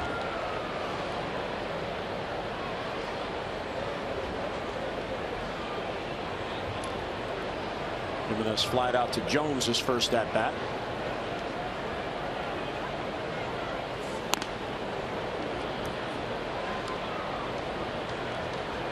Indians have won 3 in a row to get to 25-20. They've won 8 of 11 and have 15 wins in the month. They're a half game back of the White Sox for the top spot in the AL Central. They have not been in first place since March the 31st of 2014, which was opening day that year. They won, they were in first place, then they lost, fell out of first place, haven't been back since. Well, what, last year they were over 500 2 days, and it turned out 81 and 80. And so there's your breaking ball. You know, it's not a bad breaking ball, except when you start left and it never comes to the plate. Nope. It's just kind of a worthless pitch. And then if you kind of shove it back so you throw it for a strike, that's the one that Napoli hit for the home run. And that is a bad walk. 0-2 on the hitter, and he walks him. So the leadoff man gets on with the tying run. Yeah, that's a gift.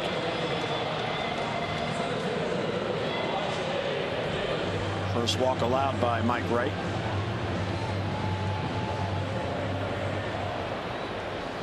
Rajai Davis struck out his first at bat. First season with the Indians.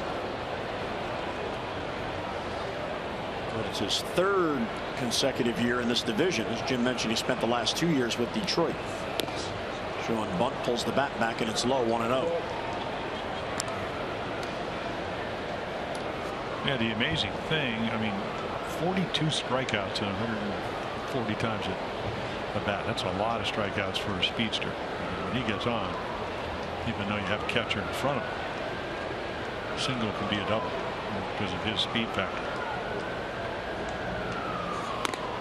Wild swing and a pitch that came up and in. You know, he's 35, so maybe thinking he's got to get the bat going, and then just couldn't stop it. Almost hit him. Well, Mike's going to have to make a pitch here. We told you about the numbers. They go up precipitously the third time through the order, so you didn't want to walk the number 8 hitter, but you did. Davis with his speed, it's tough to double up. Yeah. Perfect pitch there.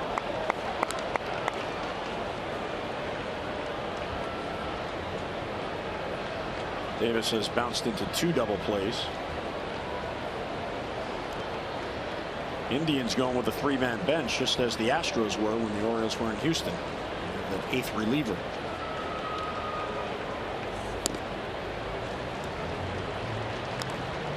Two and 2 on Davis. Carlos Santana, the leadoff man, waits on deck.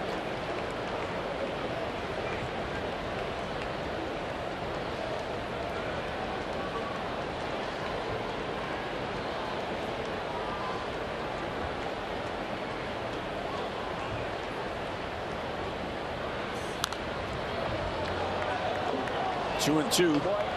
Count remains. The home run by Napoli leading off the 4th. It is the 5th consecutive game now the Orioles have allowed a home run. 8 of those in those 5 games, and 6 have come in the last 3 games. Well, the pitch choice here is a slider, but that's the pitch that Napoli hit for a home run, so I'm not sure he trusts it. We'll see if he throws it.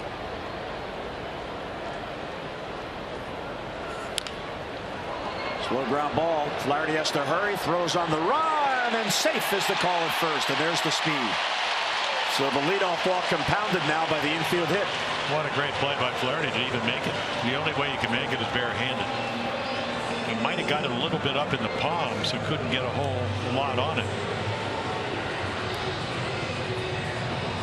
Yeah, he's safe. Chris had the lunge to grab it. So now the Indians are in business. They have the tying run in scoring position and the go-ahead run at first and nobody out. Mike Wright had a 3-0 lead before he took the mound. The Orioles have not added to that. Now it's 3-2.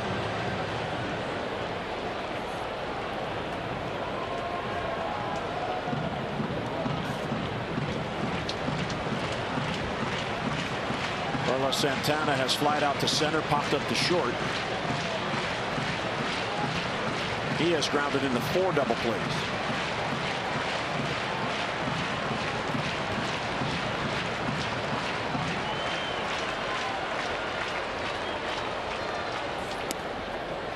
And this is where the tension factor comes in, the inexperience. kind of control your emotions and just go about making your pitches.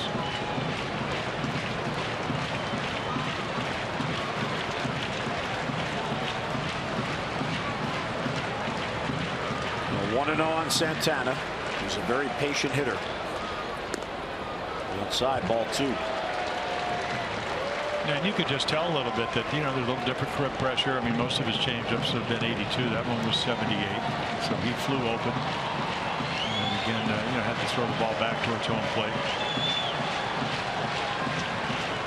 And the one thing about Santana, he's going to look fastball here. He does have power. Missed that home run the last time. Pulled it foul. I mean, big swing.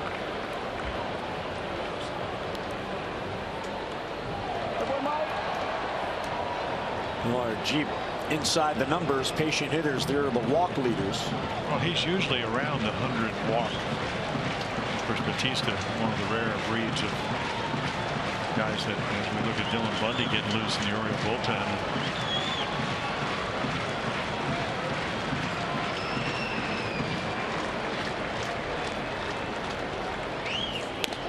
Ball 3.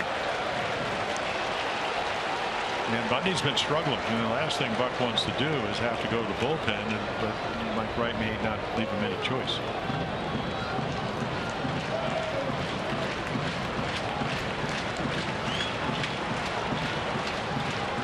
Well, Santana certainly in charge here. 3-1 the count. Ball 4 and the bases are loaded. He's walked 2 in the inning. Now the go-ahead run in scoring position. And here comes Dave Wallace.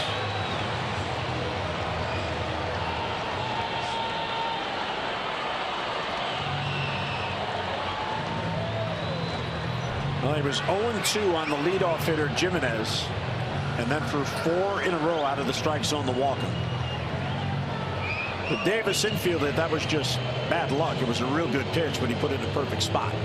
Yeah, but the walk sets everything up, and Dave Wallace is just out there, and he's trying to keep the snowball from gathering snow as it goes down the hill. That's the big inning,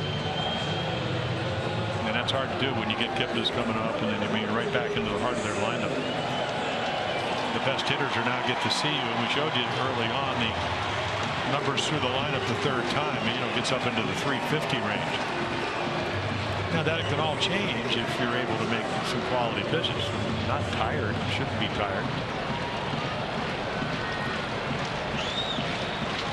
But again, 86 pitches, and he's thrown 51 strikes and 35 balls. So it's not the ratio you really like. Gets ahead of Kipnis 0-1.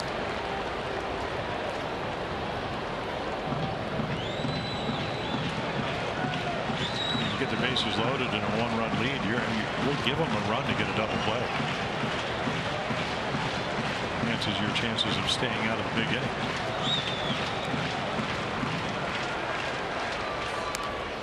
And it's 0-2. Real good pitch right there, up on the fist, right where Caleb Joseph put the glove. So now he can go after a strikeout.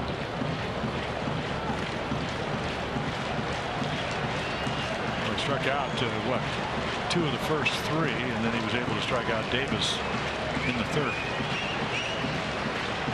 Certainly could use it now. You're right. Check swing, appeal to 3rd. Did not go. Cedarstrom said he checked. And he did.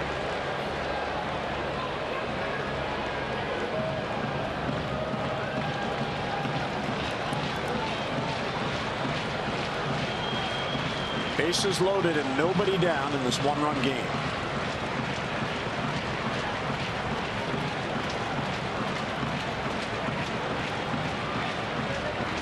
Right, taking a long time to come to agreement on a sign. Swat struck him out. Swing and a miss. Oh, that's a big out for Mike Wright. Well, take a look right here. Now you got to make some good pitches. Your pitching coach just came out. Strike 1 on the outside corner, up and in. Strike 2.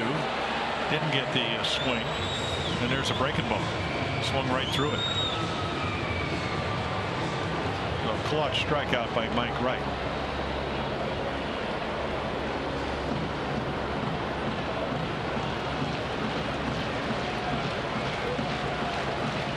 So Lindor now with 1 out. He is 0 for 2. He struck out his first time up, and then a routine fly ball to left that in this situation would score a run, which is what he's trying to do, stay out of the double play. Up foul, back to the left. I don't know what Dave Wallace said, but all of a sudden the rhythm came back. They're just throwing the ball exactly where Caleb Joseph puts the glove. Lindor coming in only a .243 hitter with runners in scoring position. This team probably what 5th or 6th in the American League, .266. And Jason Kipnis hoping that Lindor could pick him up. Chase has won. It's 0-2. Well, I've been out there where you want to make good pitches. You talked about the Jimenez walk when he was 0-2, and then you lose your command, and all of a sudden you find it. Of course, Mike Wright's hoping that he finds it sooner than later. Which could be back on track. Tried to get in the chase. Lindor laid off.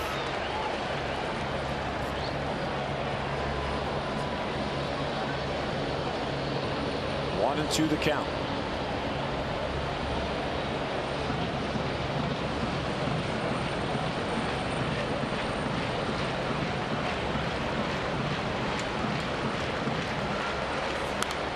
And slap foul.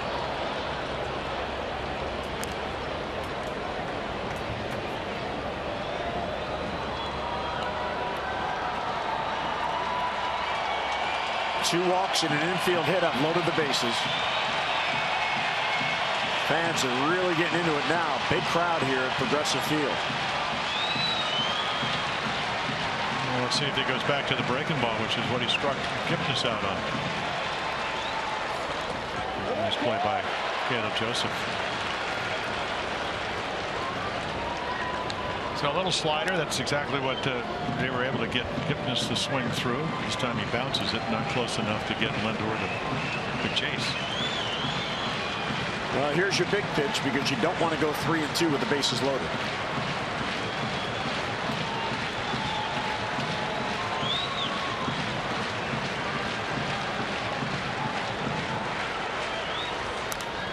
And again he fouls it off.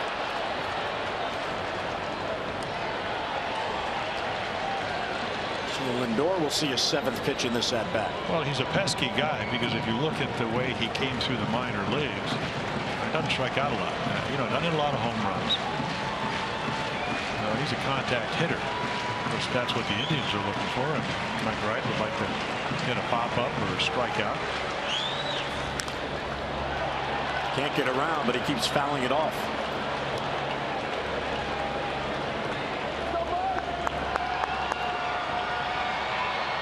Most strikeouts in the minor leagues, 490 at bats was 78. That's a high.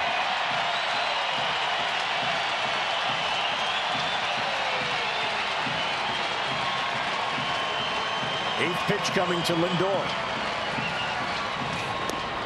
Doesn't chase, ball 3. Really picked that pitch up early. That's what good hitters do. Moment of truth. Jimenez, Davis, and Santana 3rd to 1st.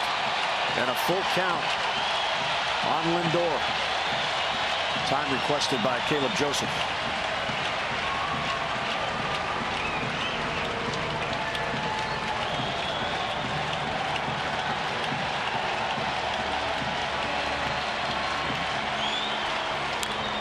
High pop. Not that deep. Reimold circling into it. He's got it. Here comes the runner. Here comes the throw to the plate. Up the line, and we are tied. And the other runners move up as well. So Jimenez scores. Good throw, might have had him. And the Orioles' 3-0 lead is evaporated. We are tied at 3. Yeah, great at bat by Francisco Lindor. throw up the line a little bit, so it'll tail. Would have been bang bang, but when they do get another runner in scoring position. And that's going to be all for Mike Wright. Here comes Buck.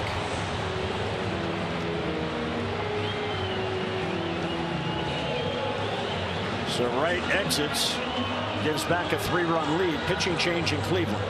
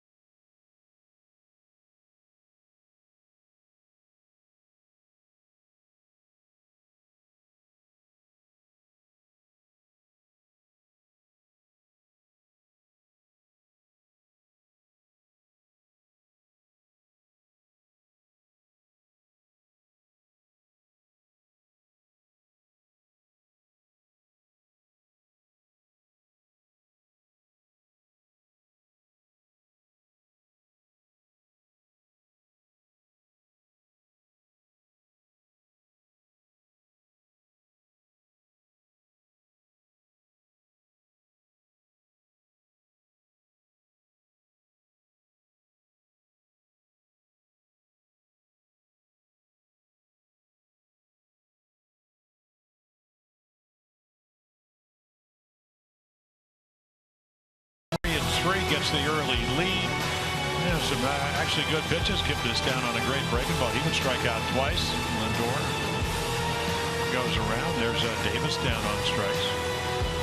And there's what we talked about, the second strike out that he needed. So a lot of fastballs, breaking balls, less changeups. Now it's up to the bullpen. Dylan Bundy coming on. Your Jiffy Lube pitching change brought to you by Jiffy Lube for participating stores. Now do brake services. Stop in and let Jiffy Lube inspect your brakes today. So fastball, curveball, changeup. And he has been struggling as of late. Kind of walked in with him yesterday and he said, you know, I'm throwing better, but the results aren't good. And it's quality pitches. Home run guy at the plate. Well, Napoli's home run in the 4th was his 213th in his career, and you see that's a high. Inherited runners stranded 50%. It's only the 4th home run in Napoli's career that he's hit out with 2 strikes. Very low number. You have that many home runs. Bundy has allowed 7 earned runs in his last 3 appearances, covering 4 1/3 innings. Trying to keep this game tied, 2 in scoring position. Nicely done by Caleb back at the plate.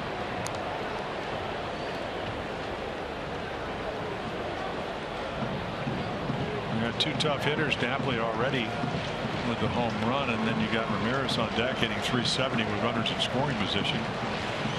The lefty righty matchup. That's a nice little number right there. .368, 2 outs.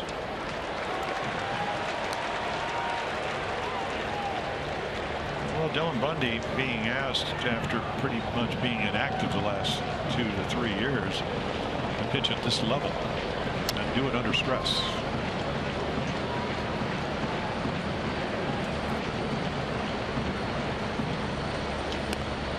Just outside, ball 3. Yeah, he will use all his pitches. That was a 2-1 changeup trying to hit the outside corner.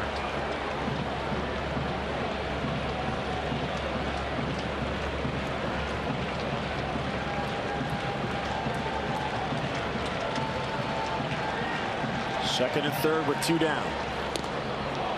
It's a fastball by him, 3-2. Yeah, at this level, you just have to make your pitches and hope your stuff's good enough. And that's what he did there. 93, made a good pitch. Napoli, not that he can't hit that pitch, but he's a better high ball hitter. You'd be surprised to see him drop off a curveball here. Another fastball fouled at the plate.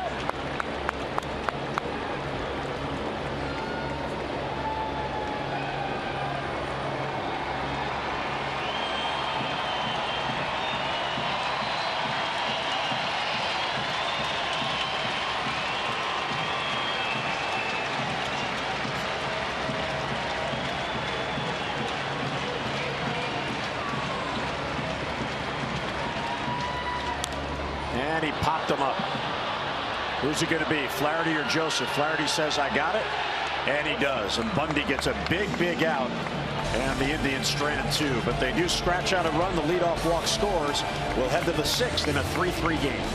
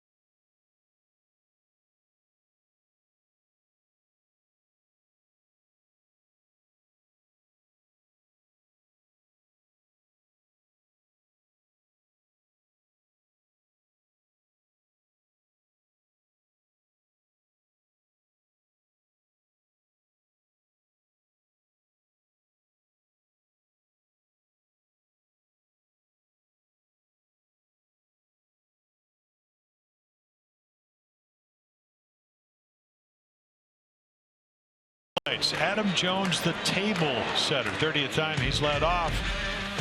Paying off right here, batting average up. Again, base hits all over the field for Adam.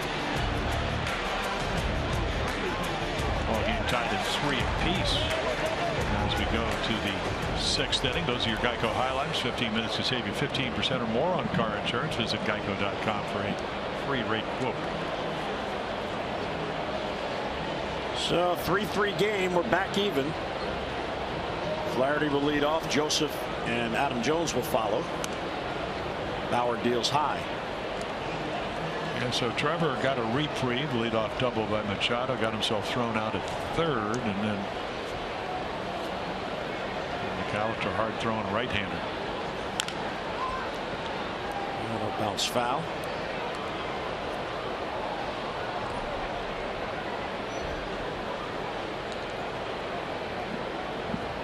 Bauer has really settled down since that first inning. Even though the Orioles have been getting base runners, he keeps getting the big outs. And Machado ran into an out trying to stretch that leadoff double to a triple in the 5th inning.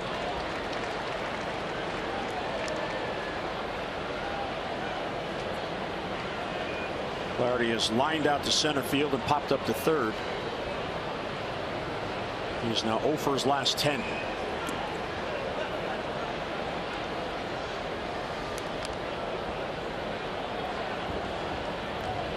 Bauer in his career is 1-9 against the AL East. The one win is against the Yankees. It's his 3rd start against the Orioles. He lost each of the first 2. Strike 3 call. Fastball to knees. Yeah, really nice pitch. Ryan Flaherty gives up on it inside corner.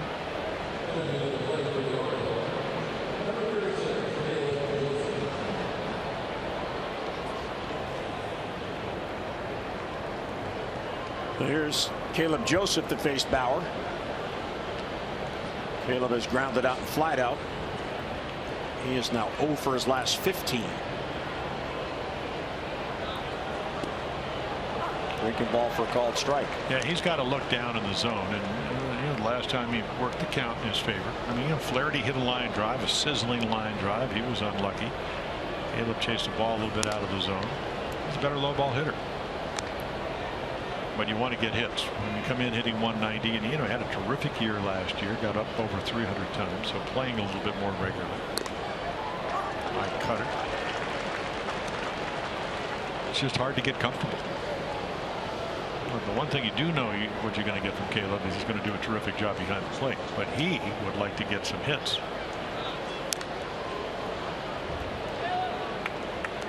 Fights it off to stay alive here.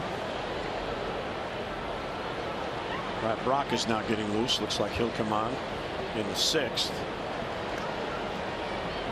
Get Bundy a feel-good appearance after 3 straight appearances allowing runs.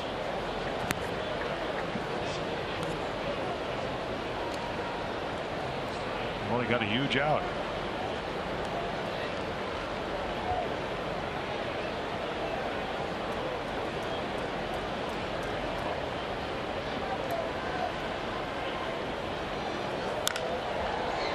A little late on the swing, but he fouls it off to stay alive. Yeah, as we mentioned, Bauer, I mean, he could have had a big inning in the 5th. Because Manny would get thrown out after the double. Trumbo would walk. Reimold would get a hit. Probably bullpen would have been up. He would have been on the tightrope about getting relieved, because at that time the score was 3-2.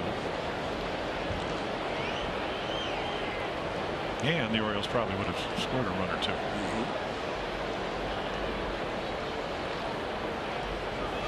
3-2 is fouled back. See, that's a ball. And when you're struggling, Scott Coolbaugh, we did that interview. He said you just don't see the ball. You're not. It's just hard to hit that way. You take that pitch, you go down to first. Now the average stays the same, but you've had a productive at bat. That's hard to do because you don't want to be hitting 190. Ground ball deep third, but Uribe has it. Long throw gets him at 2 men down. Well, it was a 9-pitch at bat, but Joseph is retired and 2 away. Fans, visit Orioles.com/vote-orange to vote for the 2016 All-Star Game. Vote at least 5 times and select the O's as your favorite team, and you'll be entered to win an All-Star Game jersey signed by the Orioles All-Stars. And if you vote at least 20 times and select the O's, you'll receive a promo code for a buy one get one ticket offer for any game in the July series against the Rockies. So vote early, vote often, vote orange. Orioles.com/vote-orange. Adam Jones in the leadoff spot tonight, first time this year. Lays off the breaking ball, and he's got 2 hits. So the next pitch will be 1-0-0. So he's got 2 singles up the middle and to right. Now time to torch one. Maybe go out of here on that pitch. Well, Adam is due for a long ball. He's gotten 44 at bats since his last home run. And that was the home run off of Verlander that won the 1-0 game with the left center. It's a big hook, but just gets down in the zone enough.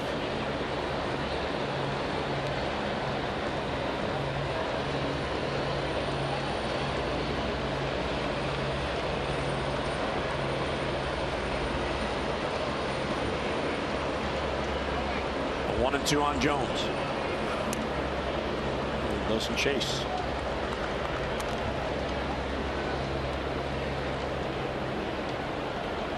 Adam with his 9th multi-hit game. He had got 9 straight games without 2 hits. There's a chopper slowly hit past the mound. Lindor gets a nice hop and he throws out Jones. And Bauer has a 3-up, 3-down inning. Mid-6th in Cleveland. O's and Indians deadlocked at 3.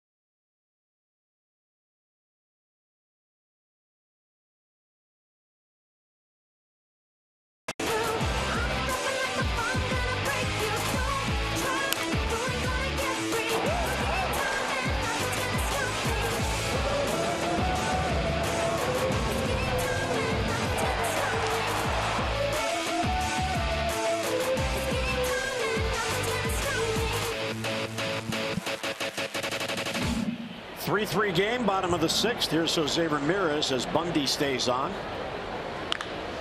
Hold foul.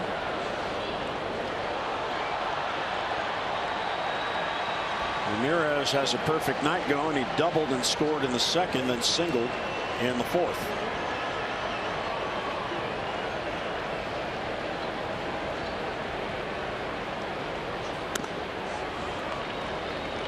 I mean, he's really young. You know, last year you mentioned infielder playing the outfielder, but it's like he discovered how to hit in the offseason.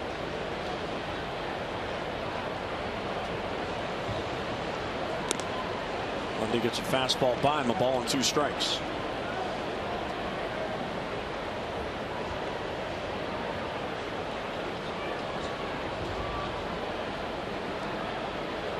Uribe on deck, and then Chisenhall in the 6th. A little bit low.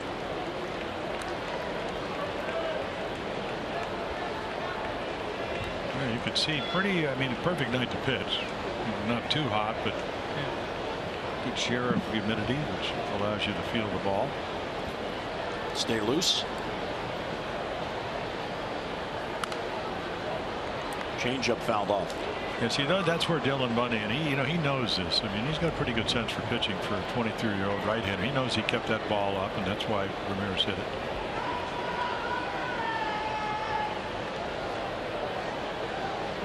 He'll use them all, just can he command them? There's the target. Base hit. Well, that's 3 for 3. That's just good hitting. Talk about using the whole field, letting the ball travel. Ramirez, as we mentioned, he's got the magic wand. Doesn't overswing, just covers the outside corner. He sliced it. It's right on the corner. Now, if you swing through it, if you try to pull it, it'll be ground ball on the right side. Otherwise, you got a chance maybe to flick it in and find an opening, and he did. Putting on the sliding pad to protect his hand and fingers. Uribe has doubled a drive and a run. He's also bounced into a double play.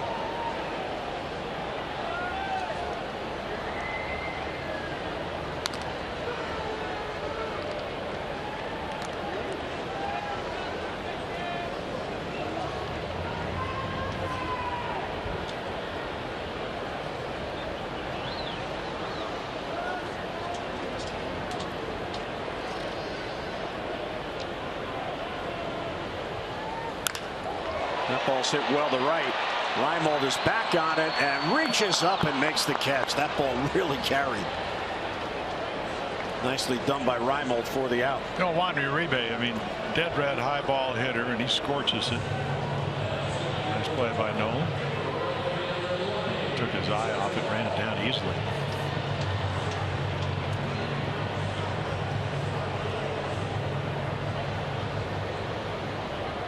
Davis having a conversation with Sandy Alomar there. There's Chisenhall, 0 for 2. He has lined out hard to short and popped up foul to third on a nice running play by Flaherty.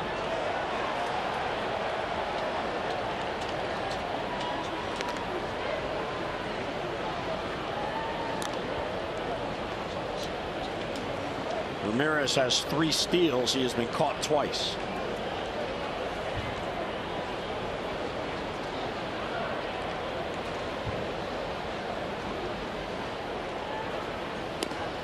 Real good changeup.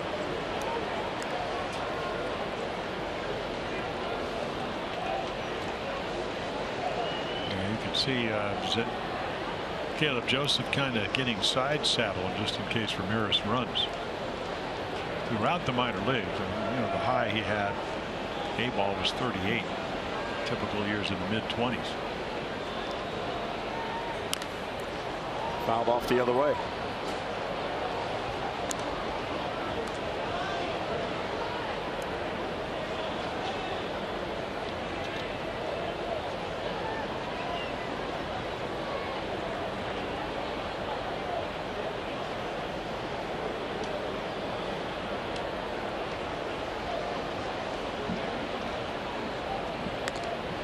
Throw first to keep him close.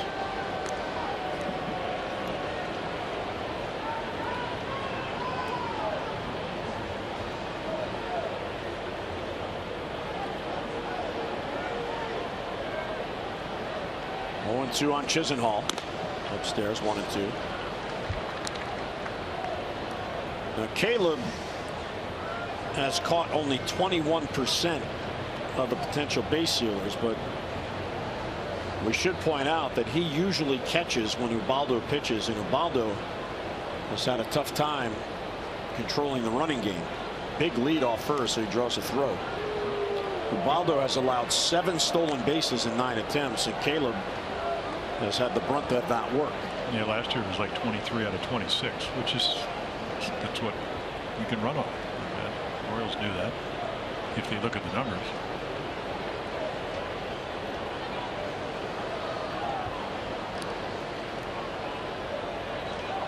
Runner goes, pitch is taken inside, throw to second, the tag, he is out at second base. Well, when you consider the ball almost hits Chisenhall, so it's actually to the throwing side for Caleb Joseph, so he doesn't even, I mean, it doesn't even bother him.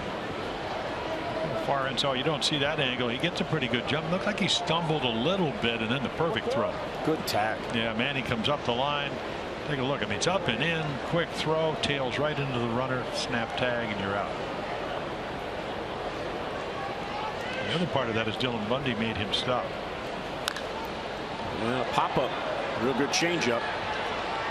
Flaherty's calling. Bundy wants it, and the pitcher takes it, even though Flaherty was there. So Bundy hauls it in for the out. Well, it's a 3-batter inning. We'll head to the 7th in Cleveland in a 3-3 game. Oh, hi, Ryan. How are you?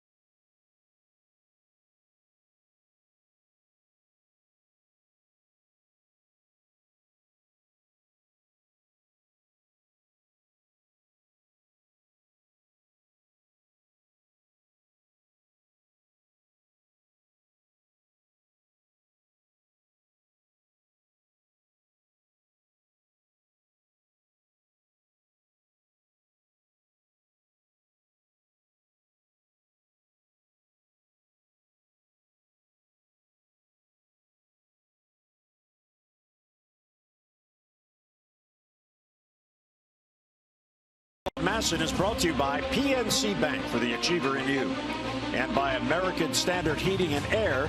It's their all-star sales event with up to $1,100 in instant rebates or 0% APR for 36 months. Friday night in Cleveland, and Trevor Barrow's night is done. Our Express Care Stata LifeBridge Health partner. For locations, visit whywaitintheer.com. Well, considering he really struggles early on, he settles down. The Orioles look like they might get him in the 5th. Manny Machado with the bad base running, so he's going to get a no decision. Zach McAllister's got to come on, and you can see doesn't throw a lot other than the fastballs, and he's got a good one. Now 95, he's got a curveball. I mean, he's got a little cutter at 89. That'll probably be in the fastball count. And then so there's a big difference, probably the 13-mile-per-hour difference. Good numbers. And again, I don't know. There's your number. Righties hitting him a lot better than lefties. Of course, Kim, a left-hander, will lead it off here in the 7th for the Orioles. First at bat against McAllister for Kim. Breaking ball for a strike. Kim is 0 for 2. He was hit by a pitch in the 1st inning and scored. Brock gets up once again.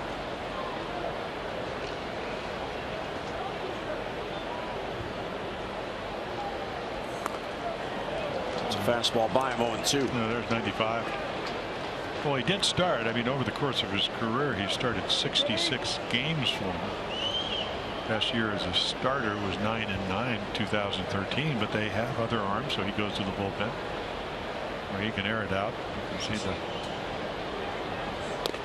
strike inside corner, late movement.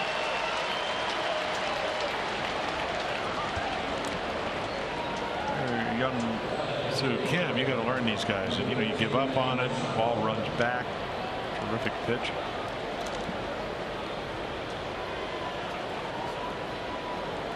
And Manny will come up. Perfect night going. RBI single in the first, single in the second, double in the fifth, but was out trying to stretch that double to a triple.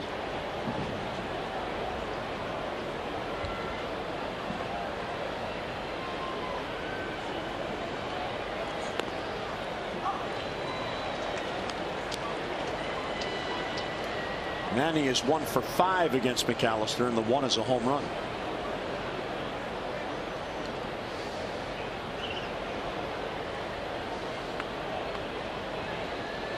Orioles have not scored since the 3-run first inning.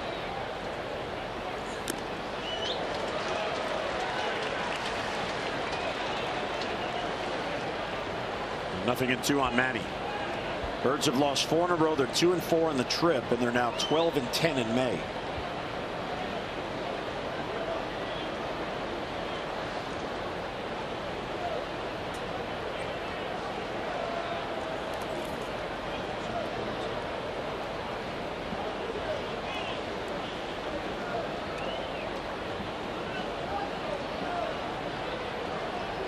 Showalter's team scored 3 in the first, but have not been able to score since. Meantime, Terry Francona's team has battled back to tie it.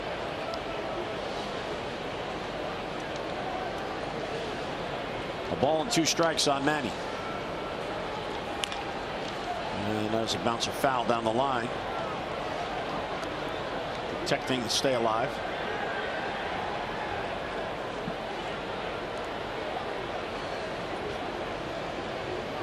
It is 73 degrees at the moment, which is notable because it was 72 degrees at first pitch, so it's gotten warmer as the sun set. It's the lake effect. 1-2 on Machado. Good take, 2-2. Yeah, I'm sure their advanced reports said, hey, get ahead, bounce your breaking ball, but it's not close enough. It's not the same quality. Not that he doesn't have a good one.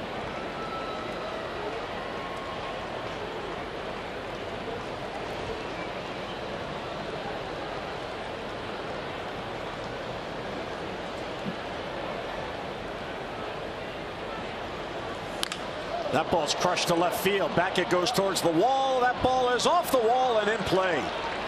Manny's tried for 2. It's a pretty good throw. The slide, he is safe. So Machado gets in with a double. I think he's found the stroke, Jim. He's 4 for 4. Yeah, Ramirez actually plays it well. I mean, he jumps, even though the ball's well over his head. We talked about the one hit being a home run. Well, this got the high wall here. The ball hits the base of the wall, then comes right back to him, and then the strong throw. But Manny can see because the play's right in front of him, which side of the bat to slide to. So Manny a 4 for 4 night after going 5 for 21 in the first 6 games on this road trip. And here is Chris Davis. Chance to get the Orioles the lead.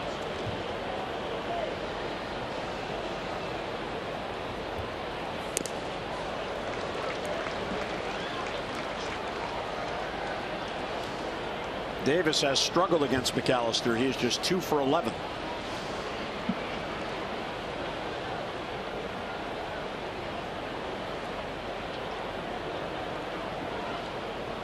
Chris 0 for 2 plus a walk. Upstairs with a fastball, 1-1. Yeah, the guys with good arms try to overpower Chris Davis. Of course, it doesn't always work out over the plate. If you can somehow get it on the inside third, and it's just tough for the Everclub swim to get to it.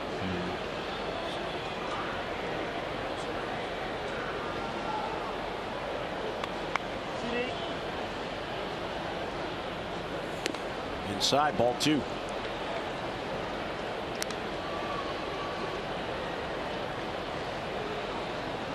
Davis is 4 for 28 on the road trip. Machado talking with Lindor out there at second base. Shift is on against Davis. Kipnis is in shallow right field.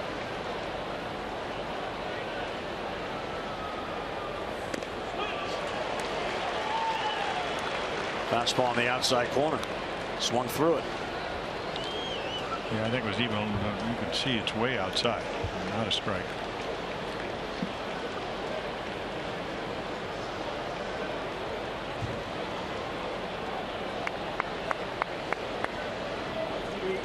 Lindor is trying to keep Machado close at second.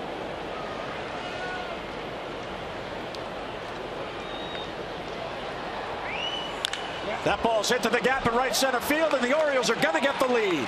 Machado will easily score. Davis heading to second base with an RBI double. And the Orioles are back in front 4-3. Back-to-back doubles gets a run in. Yeah, Chris Davis finally gets one right down the middle and doesn't miss it. So he tried to come in, he tried to go away. This one outside middle. This is where his power is, and he just hits it up the gap. Man, he gets a good read. They'll score easily. So they trade places. And the Orioles lead by 1. So Chris with his 28th RBI. And a battle there, and on the 5th pitch he put it in play fair for a double. Here's Trumbo.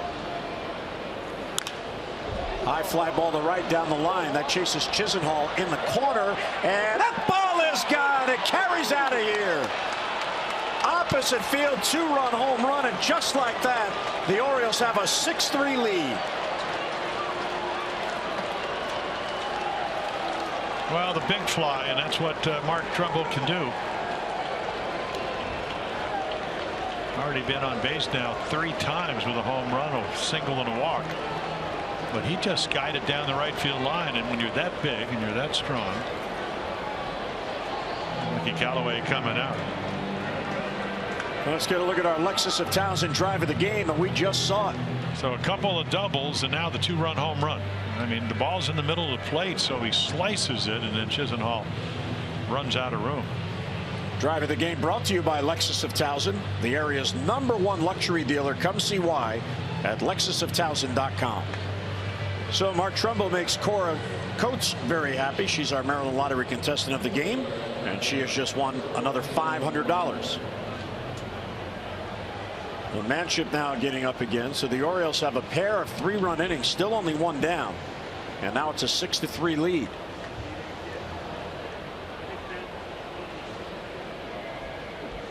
Reimold is 1 out of 3 on the night.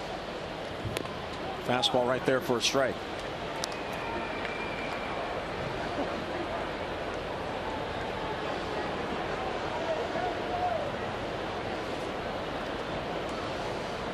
Now, if the Orioles can get 9 outs and make this lead whole.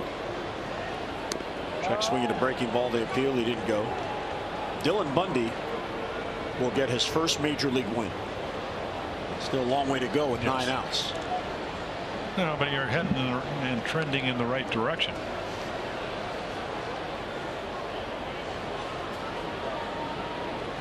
One and one on Reimold. Breaking ball for a strike. Buckled his knees. Yeah, Zach McAllister, he comes in, strikes out Kim, and then back-to-back doubles, and then the home run.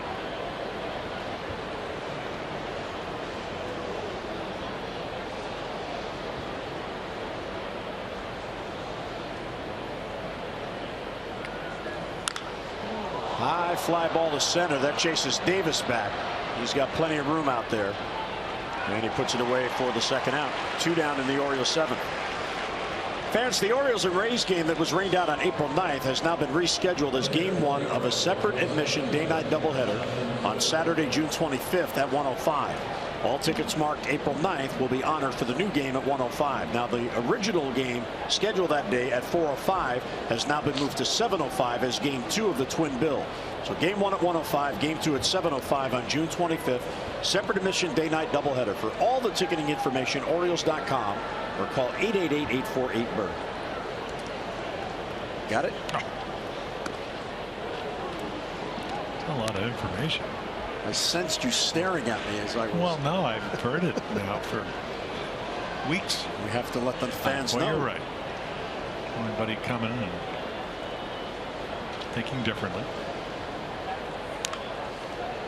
Yeah, the dreaded so the game that was at 4:05 will be moved to 7:05. Correct. And then the other game will be a 1:30 game. 1:05. 1:05 game. Thanks for paying attention. No, I mean, so let's see. The pitching coaches will be disappointed because 4:05 you can't see a thing. And it was scheduled at 4:05. Exactly. And now bye-bye. Kind of like tomorrow's game here at 4:05, 4:10, whenever it's going to start. So maybe that will help Ubaldo. Maybe it'll help Mark Trumbo.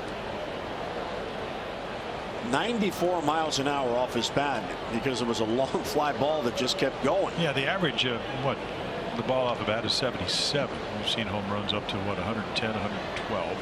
For him, it was just a fly ball. It was kind of the Frank Howard of the Orioles. Scope to center field for Davis. And he puts it away for the out, but a big inning for the Orioles. RBI double by Davis, broke the tie, and then Mark Trumbo goes the opposite way. His 15th home run of the year, 7th inning stretch, and a 6-3 lead.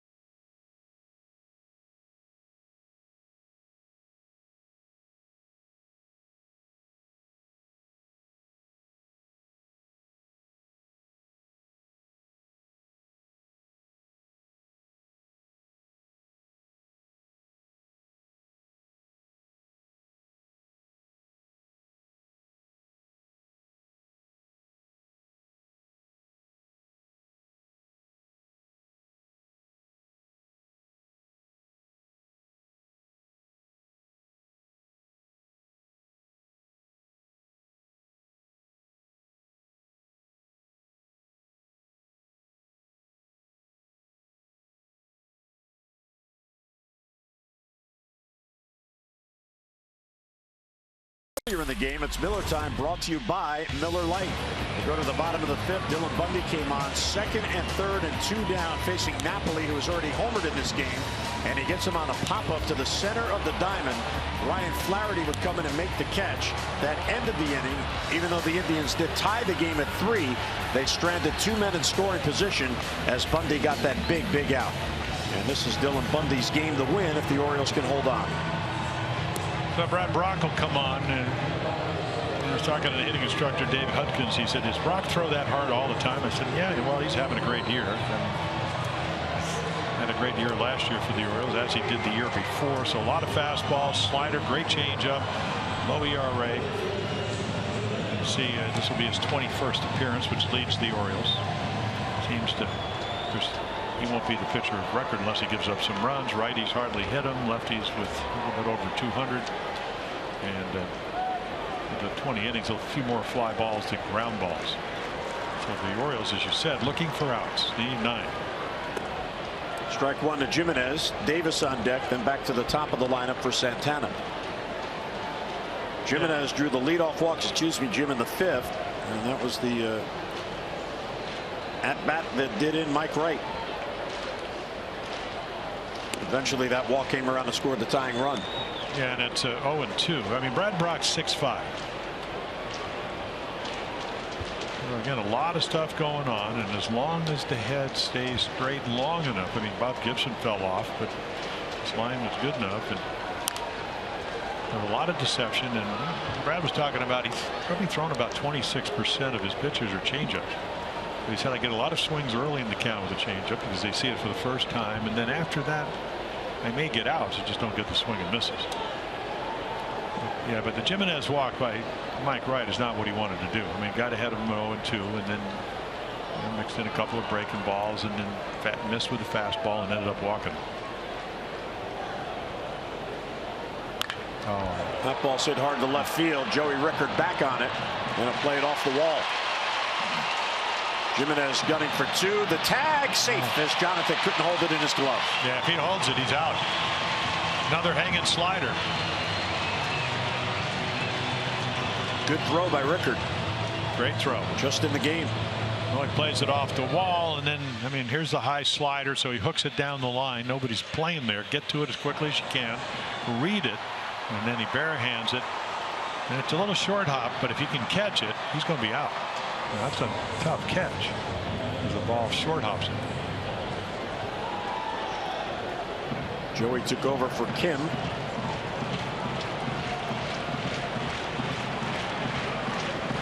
Here is Rajay Davis. It was this part of the lineup that got the rally going in the 5th.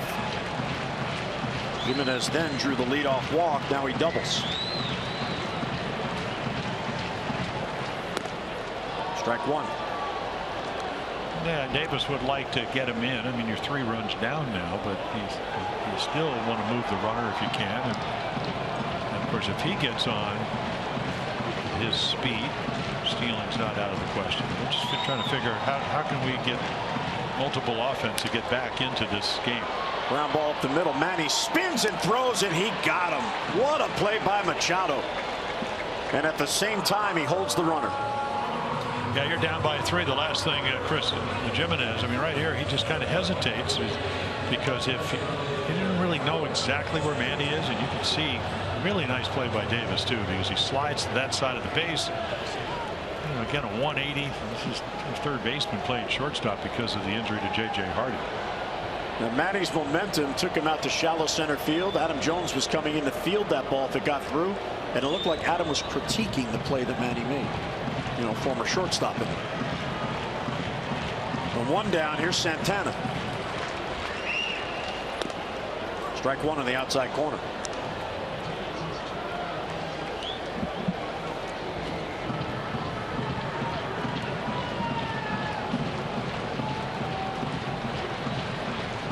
Santana is 2 for 3 against Brock. Limited appearances, 1 of those a home run. He's 0 for 2 with a walk in this game tonight.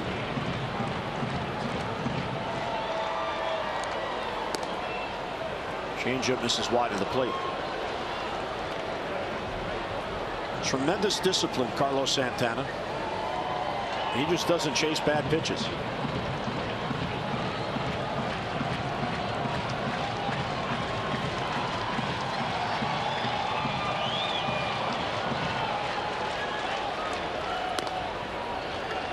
Just around the changeup, so it's maybe a little more horizontal movement, which is not what he wants. Yeah, 113 walks 2 years ago, 108 last year, but again, well over 120s when it comes to strikeouts. A lot of power. 20, 27, 19 home runs the last 3 years. There's a good one. Back to back to back changeups. That's why it's so amazing to see pitchers like Brad Brock or Darren O'Day or any of the relievers, even for the Orioles or other teams, that come in and the quality of the pitches and the pressure of the pitches, it's just amazing they can execute. And he got him. Big out for Brock. 2 men down. 4 straight changeups to get it done. Yeah, and the last 2 were really good after he got around him. So, pitching's feel. But if you throw 4 in a row and you know what you're doing, and Brad Brock's in that category, he's able to make the adjustment. That's why he's got starter stuff, because he's got 3 pitches.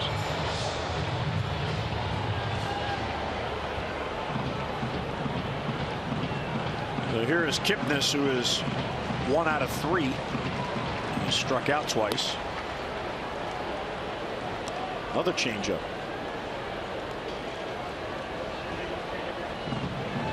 Kipnis is 0 for 1 in his only appearance against Brock. Well, big out. You always want a 3-4 run lead if you can have it. Because if he's able to get the runner in, there's another changeup. So that's what, 6 in a row? Yeah. They got to run in anytime anybody gets on, and the time run comes to the plate. Like right back on the bench next to Dylan Bundy, who's not going anywhere. He is the pitcher of record now on the winning side. It would be his first big league win.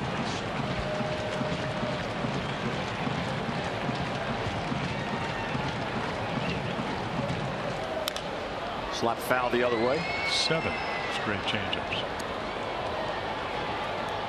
Darren O'Day not getting loose. He would prefer to wait to come in the 8th inning. We got Asher Tolliver out there charting Manship.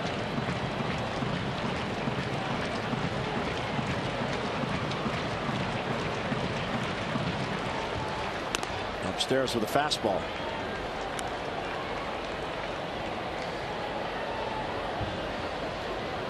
So that's how they keep track of the relief warm-up pitches. They give a clipboard to Asher Tolliver.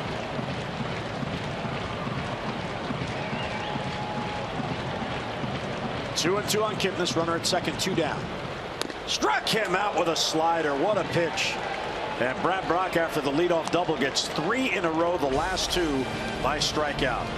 We are heading to the 8th in Cleveland. The O's have a 6-3 lead.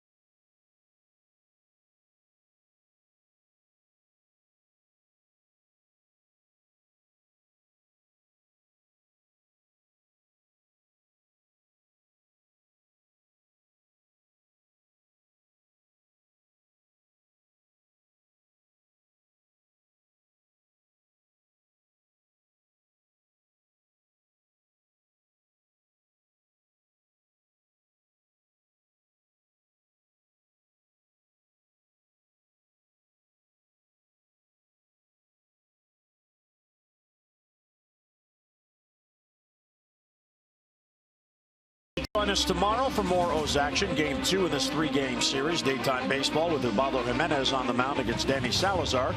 Our coverage on MASN begins at 3:30 with O's Extra presented by Jeep. And then game coverage at 4 o'clock on MASN and on WJZ. We've got all the access you need right here on MASN. Orioles trying to break their 4-game losing streak. Here's Jeff Manship on for the Indians. Yeah, a veteran minor leaguer originally signed 14th round all the way back in 2006, 31 out of Austin. So again, fastball, changeup, curveball, 91-ish. Pitched well early, a little bit of a struggle lately, so he comes in to try to keep the game for the Indians where it is. You can see 1 home run has kept the ball in the ballpark.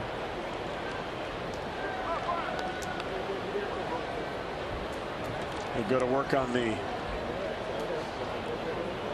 bottom of the Orioles order here. Flaherty, Caleb Joseph, and then Adam Jones. And there's a strike. So Twins, Rockies, Phillies, and now with the Indians.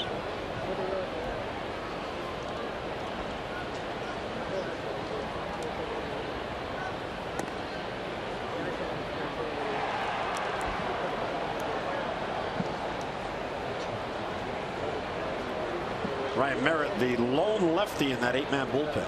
He just got called up to the big leagues. Flaherty to center field, chases Davis and gets back on So one away on a hard hit ball. Ryan's 0 for 4. This copyrighted telecast is presented by authority of the Orioles and may not be reproduced or retransmitted in any form. And the accounts and descriptions of this game may not be disseminated without the express written consent of the Orioles. Yeah, Ryan hitting the ball too hard today. That's 2 scorching live drives right at Rocky Davis in center.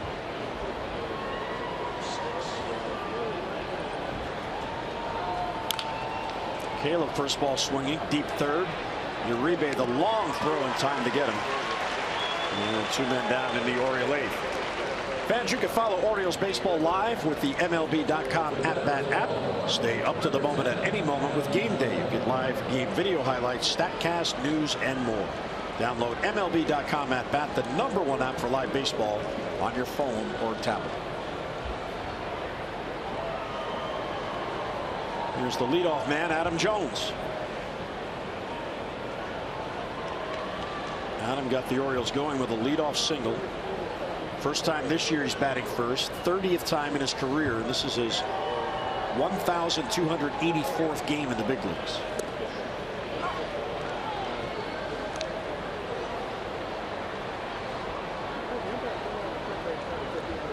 Batting here with 2 outs and nobody on. The Manship went to Notre Dame. Yeah, a lot of national teams won some gold medals in 2016 and 18. And then, as we mentioned, well, he got drafted early, didn't he? He was in the 50th round. He goes, I'm not interested in being a 50th rounder. So he waited to the next year and signed with the Twins. Of course, anytime you come up with the Twins, and he had some pretty good years. He was a starter. You don't walk many people. They don't allow that. Well, you don't. I mean, you know, they teach you fastball command. Don't always have power arms, but usually throw strikes. Adam Jones towards left center field, and that ball's going to fall in there for a base hit. And Adam has a 3-hit game. Well, I guess he's going to be leading off tomorrow. As Buck Showalter said, he doesn't really, you know, his lineups don't really matter. I mean, if you lead off, usually it's only the first time. You know, maybe just a little bit of focus. This ball club that has 13 hits and 6 runs could have a little bit more if Manny hadn't got thrown out after the double, and they got in at, you know, probably got to bed 5:30. I bet they're more relaxed today. Certainly looks that way. And then the pitching level not as good as it was in Houston. Joey Rickard takes ball 1. It's his first at bat. He's in Kim's spot. Kim had an 0 for 3, plus he was hit by a pitch and scored. Joey's 4 for 22 on the trip. And that's a double play ball. Oh, excuse me, 2 outs. He doesn't need to. Goes to first. The base hit, 1 left, mid-8th, 6-3 O's.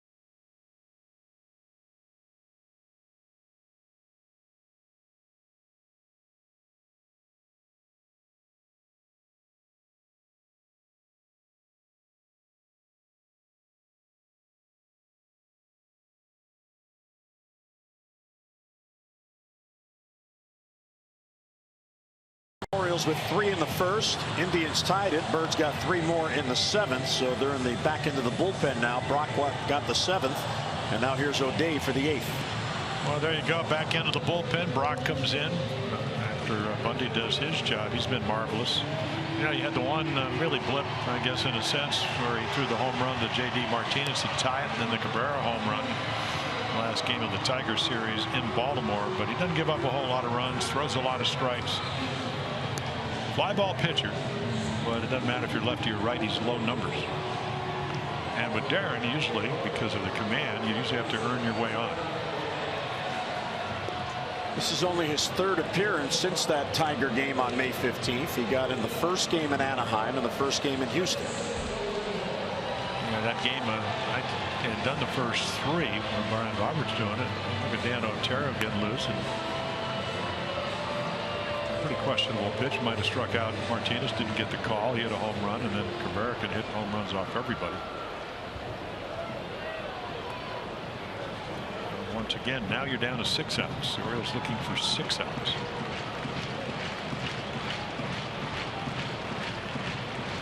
Lindor was Mike Wright's last batter. And our Coons American League leaders, brought to you by Coons.com. Over 2 million vehicles sold and counting. Most singles in the American League. Lindor just one off Xander Bogaerts. And Bogaerts is leading the American League in hitting. He's coming in tonight. He's a couple of points below 350.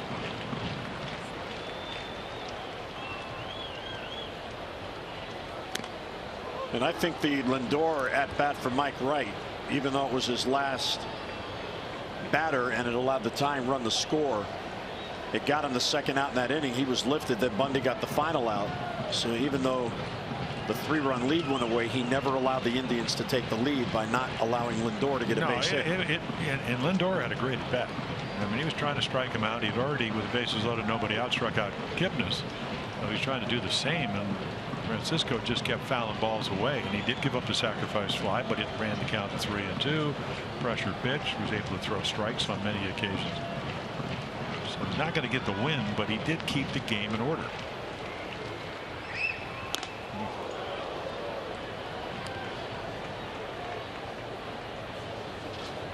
Lindor is facing Darren O'Day for the first time, which is an experience. Well, he looks to me, Jim, a guy that, I mean, doesn't overswing. He's going to try to let the ball travel and then just make contact like he did against Wright. I mean, he doesn't overswing a whole lot, doesn't you know, put the big swing on, waits to hope that he can recognize the breaking ball. But you're right, you just don't see too many people coming up through the minor leagues that throw from the release point that Darren O'Day throws from.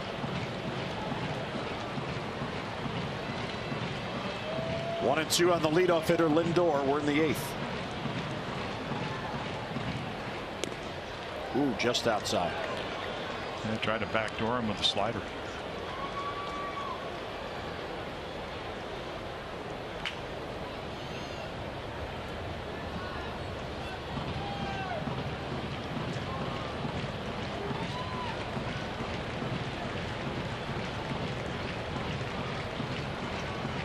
A 2-2 on Lindor.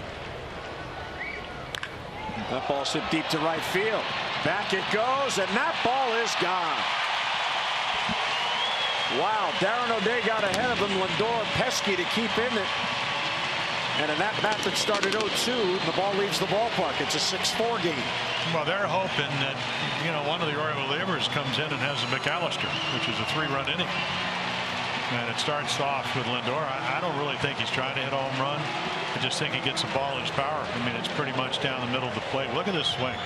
Level, great extension. And he just hits a nice crisp line drive. That's one place, you know, that same ball to left field is a double because it's off the wall. Here it's a home run. So the short porch is right where he hit it.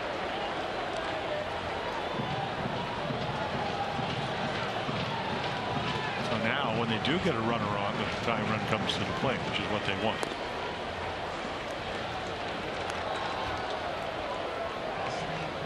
So the 4th home run allowed on the year by O'Day. It is the 4th hit by Lindor. And he was down 0-2 in the count after 2 pitches, and O'Day couldn't put him away. A pesky at bat.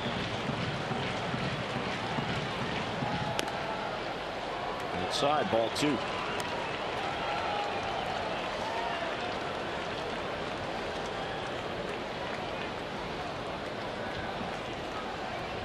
Well, the Tribe, 9 come from behind wins. I know the Orioles, I saw it in the notes a couple weeks ago. They were maybe 10 days ago. They had 9, one of the league leaders. Same pitch, and this time he got it in there. 2-1.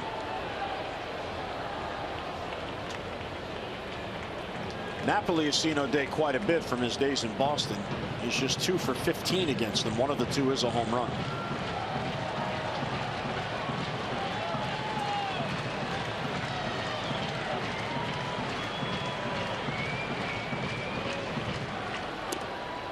Good take, ball 3. 4 consecutive curveballs, and only 1 has found the strike zone. Yeah, now because of the scoreboard, if you're Darren, of course, he talked about how these guys always live on the edge. I mean, that's what relief pitching's about. Home run guy, got to throw him a strike. Would like to be a quality pitch, but you also don't want to throw a ball. And he does. Look at that. It's another breaking ball.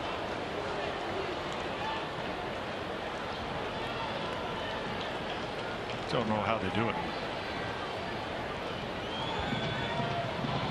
Lance Barksdale's had a good game behind the plate. Very consistent night for the home plate umpire. Here's the 3-2 to Napoli.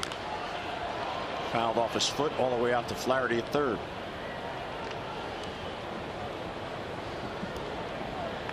Yeah, I think that was probably ball 4, but he was so surprised to see a fastball he swung at. Yeah, we saw Brock come in and throw. He got some key outs. He threw 7 straight changeups. Darren O'Day, you just never ever can really look for anything. You get hits, obviously. Lindor hit the home run, but never really know what's coming. Here comes the 7th pitch to Napoli. And he fouls it off to stay alive.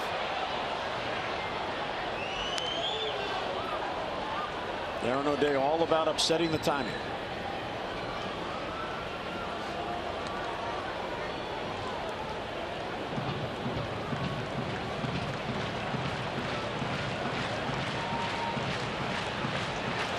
So you want to be a skipper.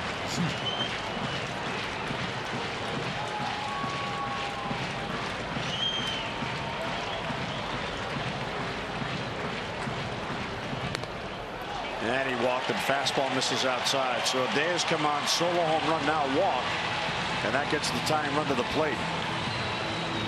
Tremendously patient at bat for Mike Napoli. Spoiled a couple of pitches with foul balls.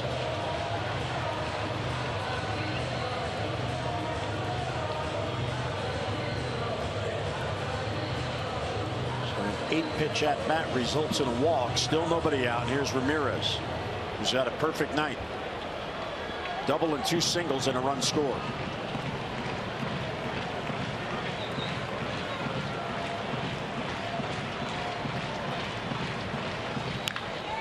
Ripped down the line. That is a fair ball in the corner. Napoli heading to third and on to second base with a double, and his 4th hit is Ramirez.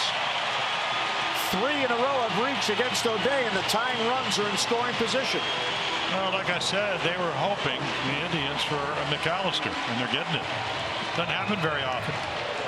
Look where the target is. Look where the ball is. It's a slider that stays in. He has a quality bat. I mean, he's been red hot. And then he hits the foul line.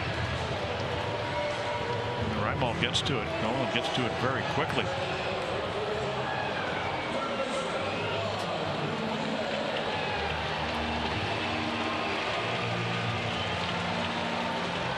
Orioles bullpen is quiet at the moment. There are no outs in the inning. So the key man is the runner at second base. Here's your rebate. That's the tying run.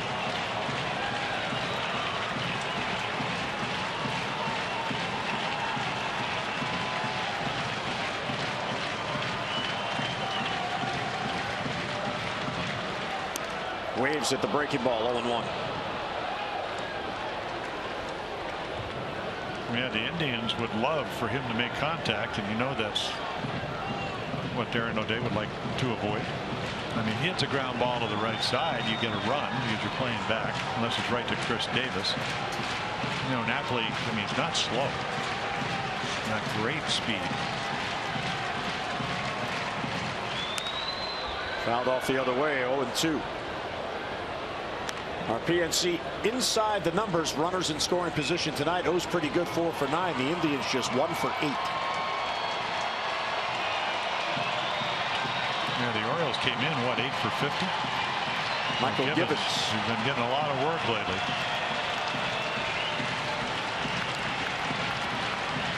The closer, Alan Otero, who was up to pitch the ninth if the Indians still trail.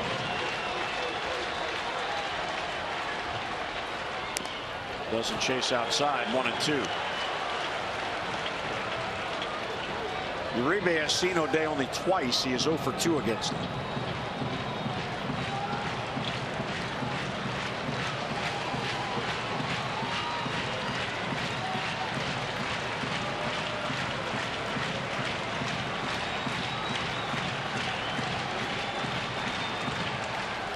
And he struck him out. Wow, he came inside with a fastball, and Uribe couldn't reach it. Yeah, perfect pitch, up and in, late movement. He's trying to make contact. Runners at second and third.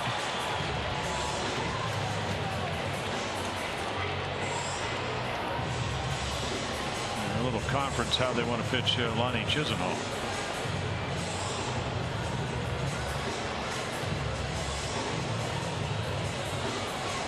Because of the wrist injuries, only been up 12 times with runners in scoring position. 4 hits.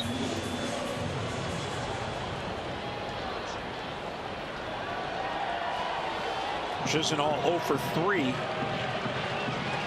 And he will be walked intentionally so they can set up the double play possibility. Jimenez, the catcher's on deck. Well, Buck's going to put the potential go-ahead run on. And set up a possible double play.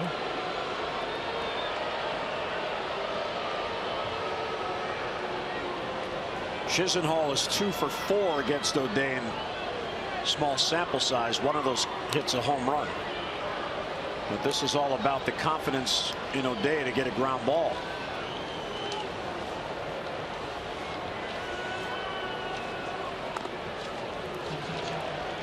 So an intentional walk loads the bases. 2 walks in the inning.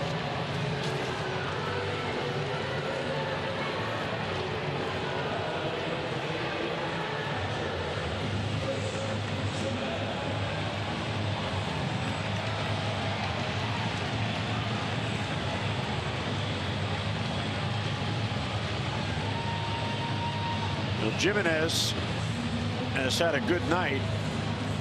He doubled his last at bat against Brad Brock. He was the first batter Brad saw. He drew the leadoff walk in the 5th inning against Mike Wright after falling behind 0-2. Yeah, only 1 at bat. And you're going, okay, who could he else use? Marlon Byrd, he's 0 for 3. Gomes 0 for 5. He's a backup catcher. Bring the guy that's already had 3 at-bats. Strike 1. Yeah, Chris Jimenez was on the disabled list. He had a when he went down to Texas. He was probably going to be one of their number 1, number 2 catchers, and he got that shin infection. He was traded to the Indians. He has bounced into 2 double plays on the year. Bases loaded, 1 down, a run in. Now, of course, the risk here by walking Chisenhall to load the bases is O'Day has nowhere to put Jimenez. Well, you do that when you know your pitcher. And obviously, Darren not having one of his better nights, but he can be pretty masterful when he needs to be. Swing and a miss, good slider. He gets ahead of him 1-2. He's the type of guy, as you look at Vance Worley getting loose for the Orioles, Gibbons in the background, is that he tries to, obviously you haven't made the pitches you want, so pretty fast study. And he's been able to now get ahead of Jimenez, so he's looking strike out, or at least, even though he's a fly ball pitcher, get a grounder. Foul back the other way. I think he's saying, I probably got my pitch. That was a slider that stayed up a little bit.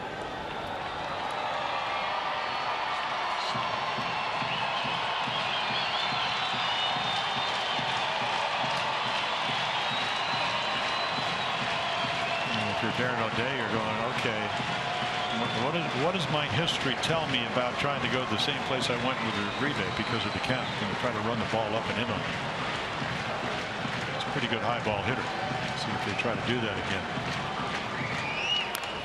Hit towards Stope. He's got it to Manny. One out there, back to first. Double play, and he gets out of it. Darren O'Day lived on the limb, and he survives.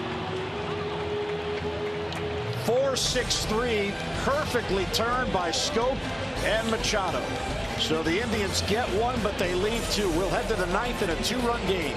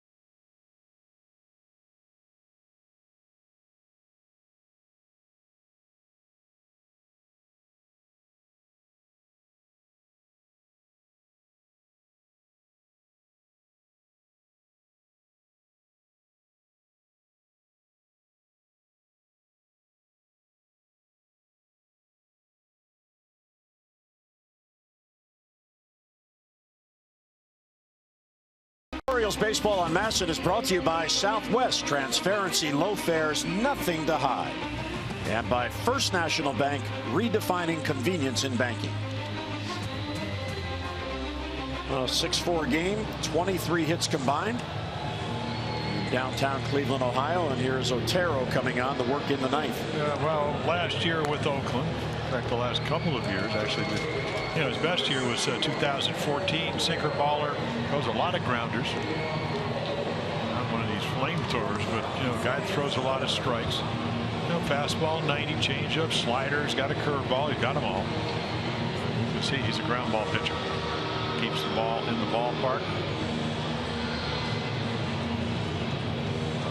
So the Phillies claim him off waivers. Darren O'Day saying, I don't know what happened, but I did get out of it. Nice play by Scope over to Machado to end that inning. Manny's got a perfect night going. High pop up to right. And that's playable for Chisenhall on one pitch, one down.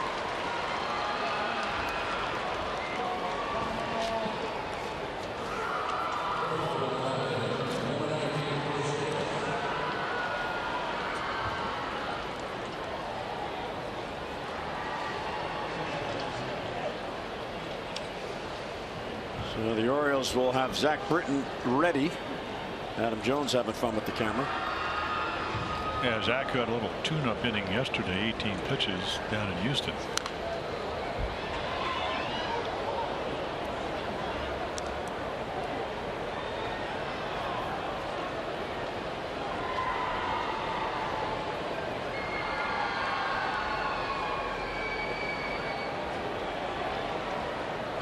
Davis broke the 3-all tie with an RBI double in the 7th.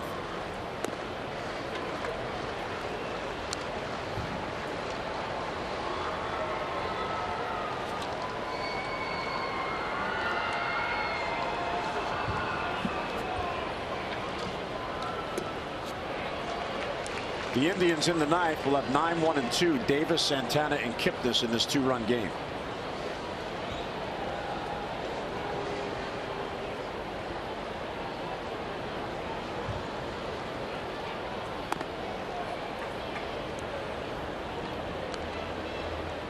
Yeah, Otero, who grew up in Miami, went to Duke, and then finished college years at the University of South Florida.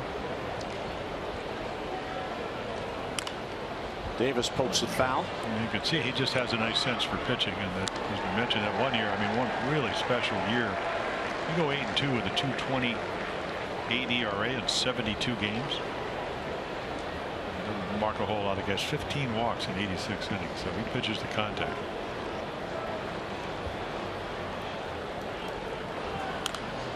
Another foul ball. Now the Blue Jays, after allowing Boston to tie, did beat the Red Sox. 7-5 is the final there. So Boston now 29-19. If the Orioles hold on here, they'll be 27-19 and 1 game back of Boston for first place. But even in that all-important loss column. The Yankees did win at Tampa Bay 4-1. And the Rays going through a tough time, and the Yankees playing well.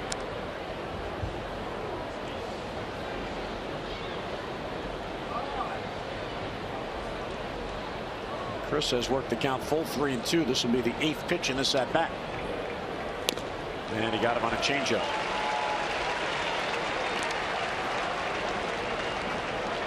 Well, he's got 4 pitches, and he can use them all.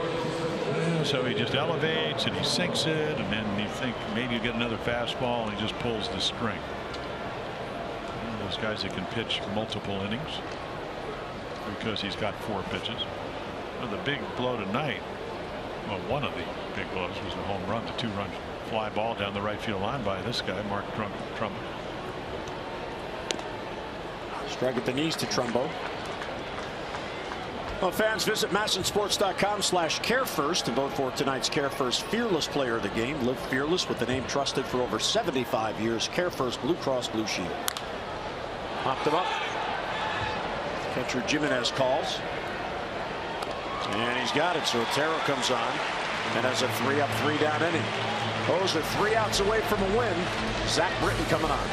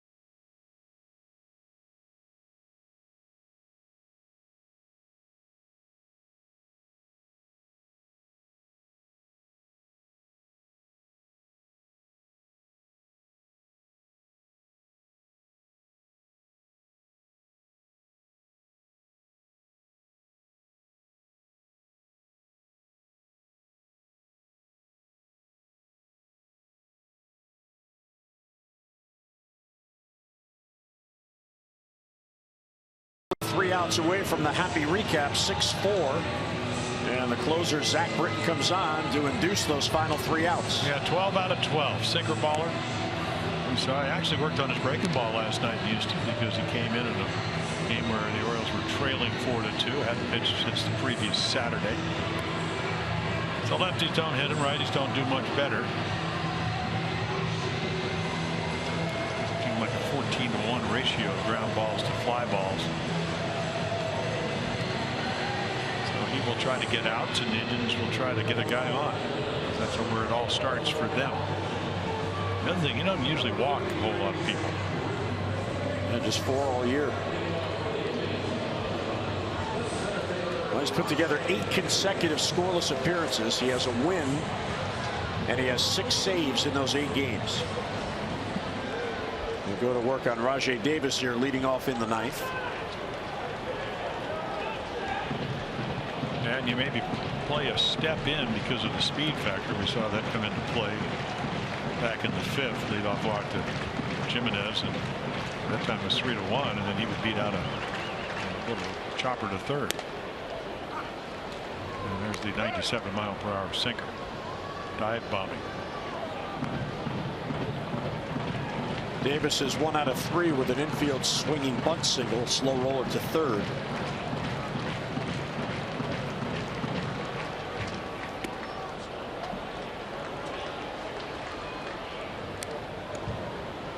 Davis is 2 for 9 head-to-head against Britton.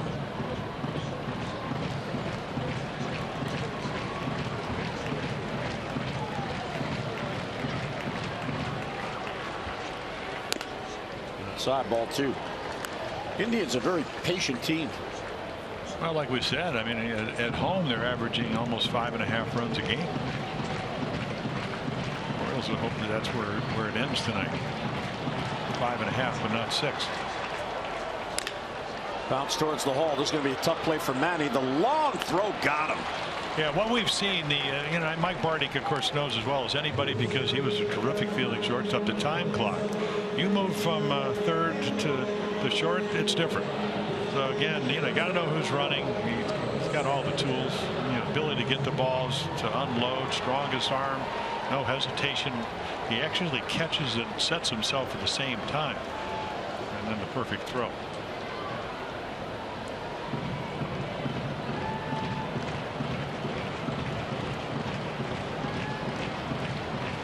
Here's Santana batting right-handed.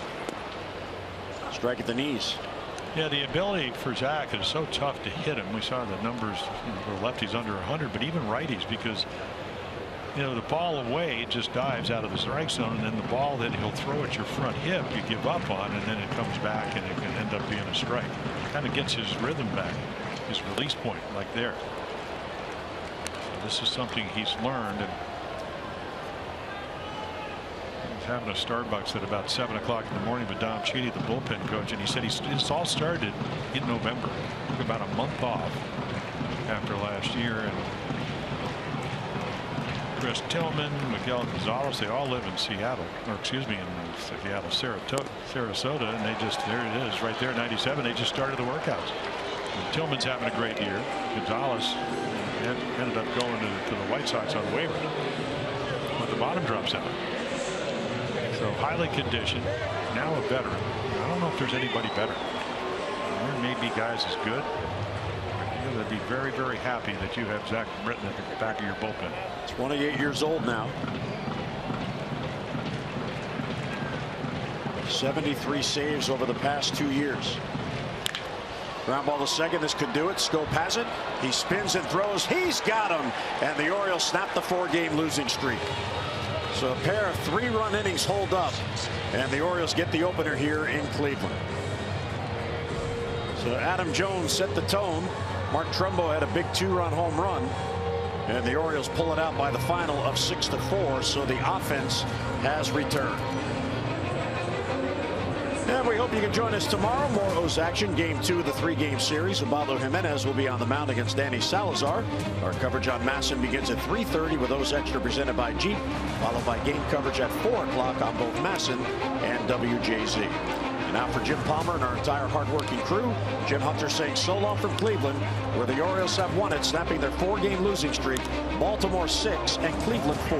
Tonight's telecast has been a MASN presentation. Stay tuned. Tom and Rick O's Extra, the happy recap coming up on MASN.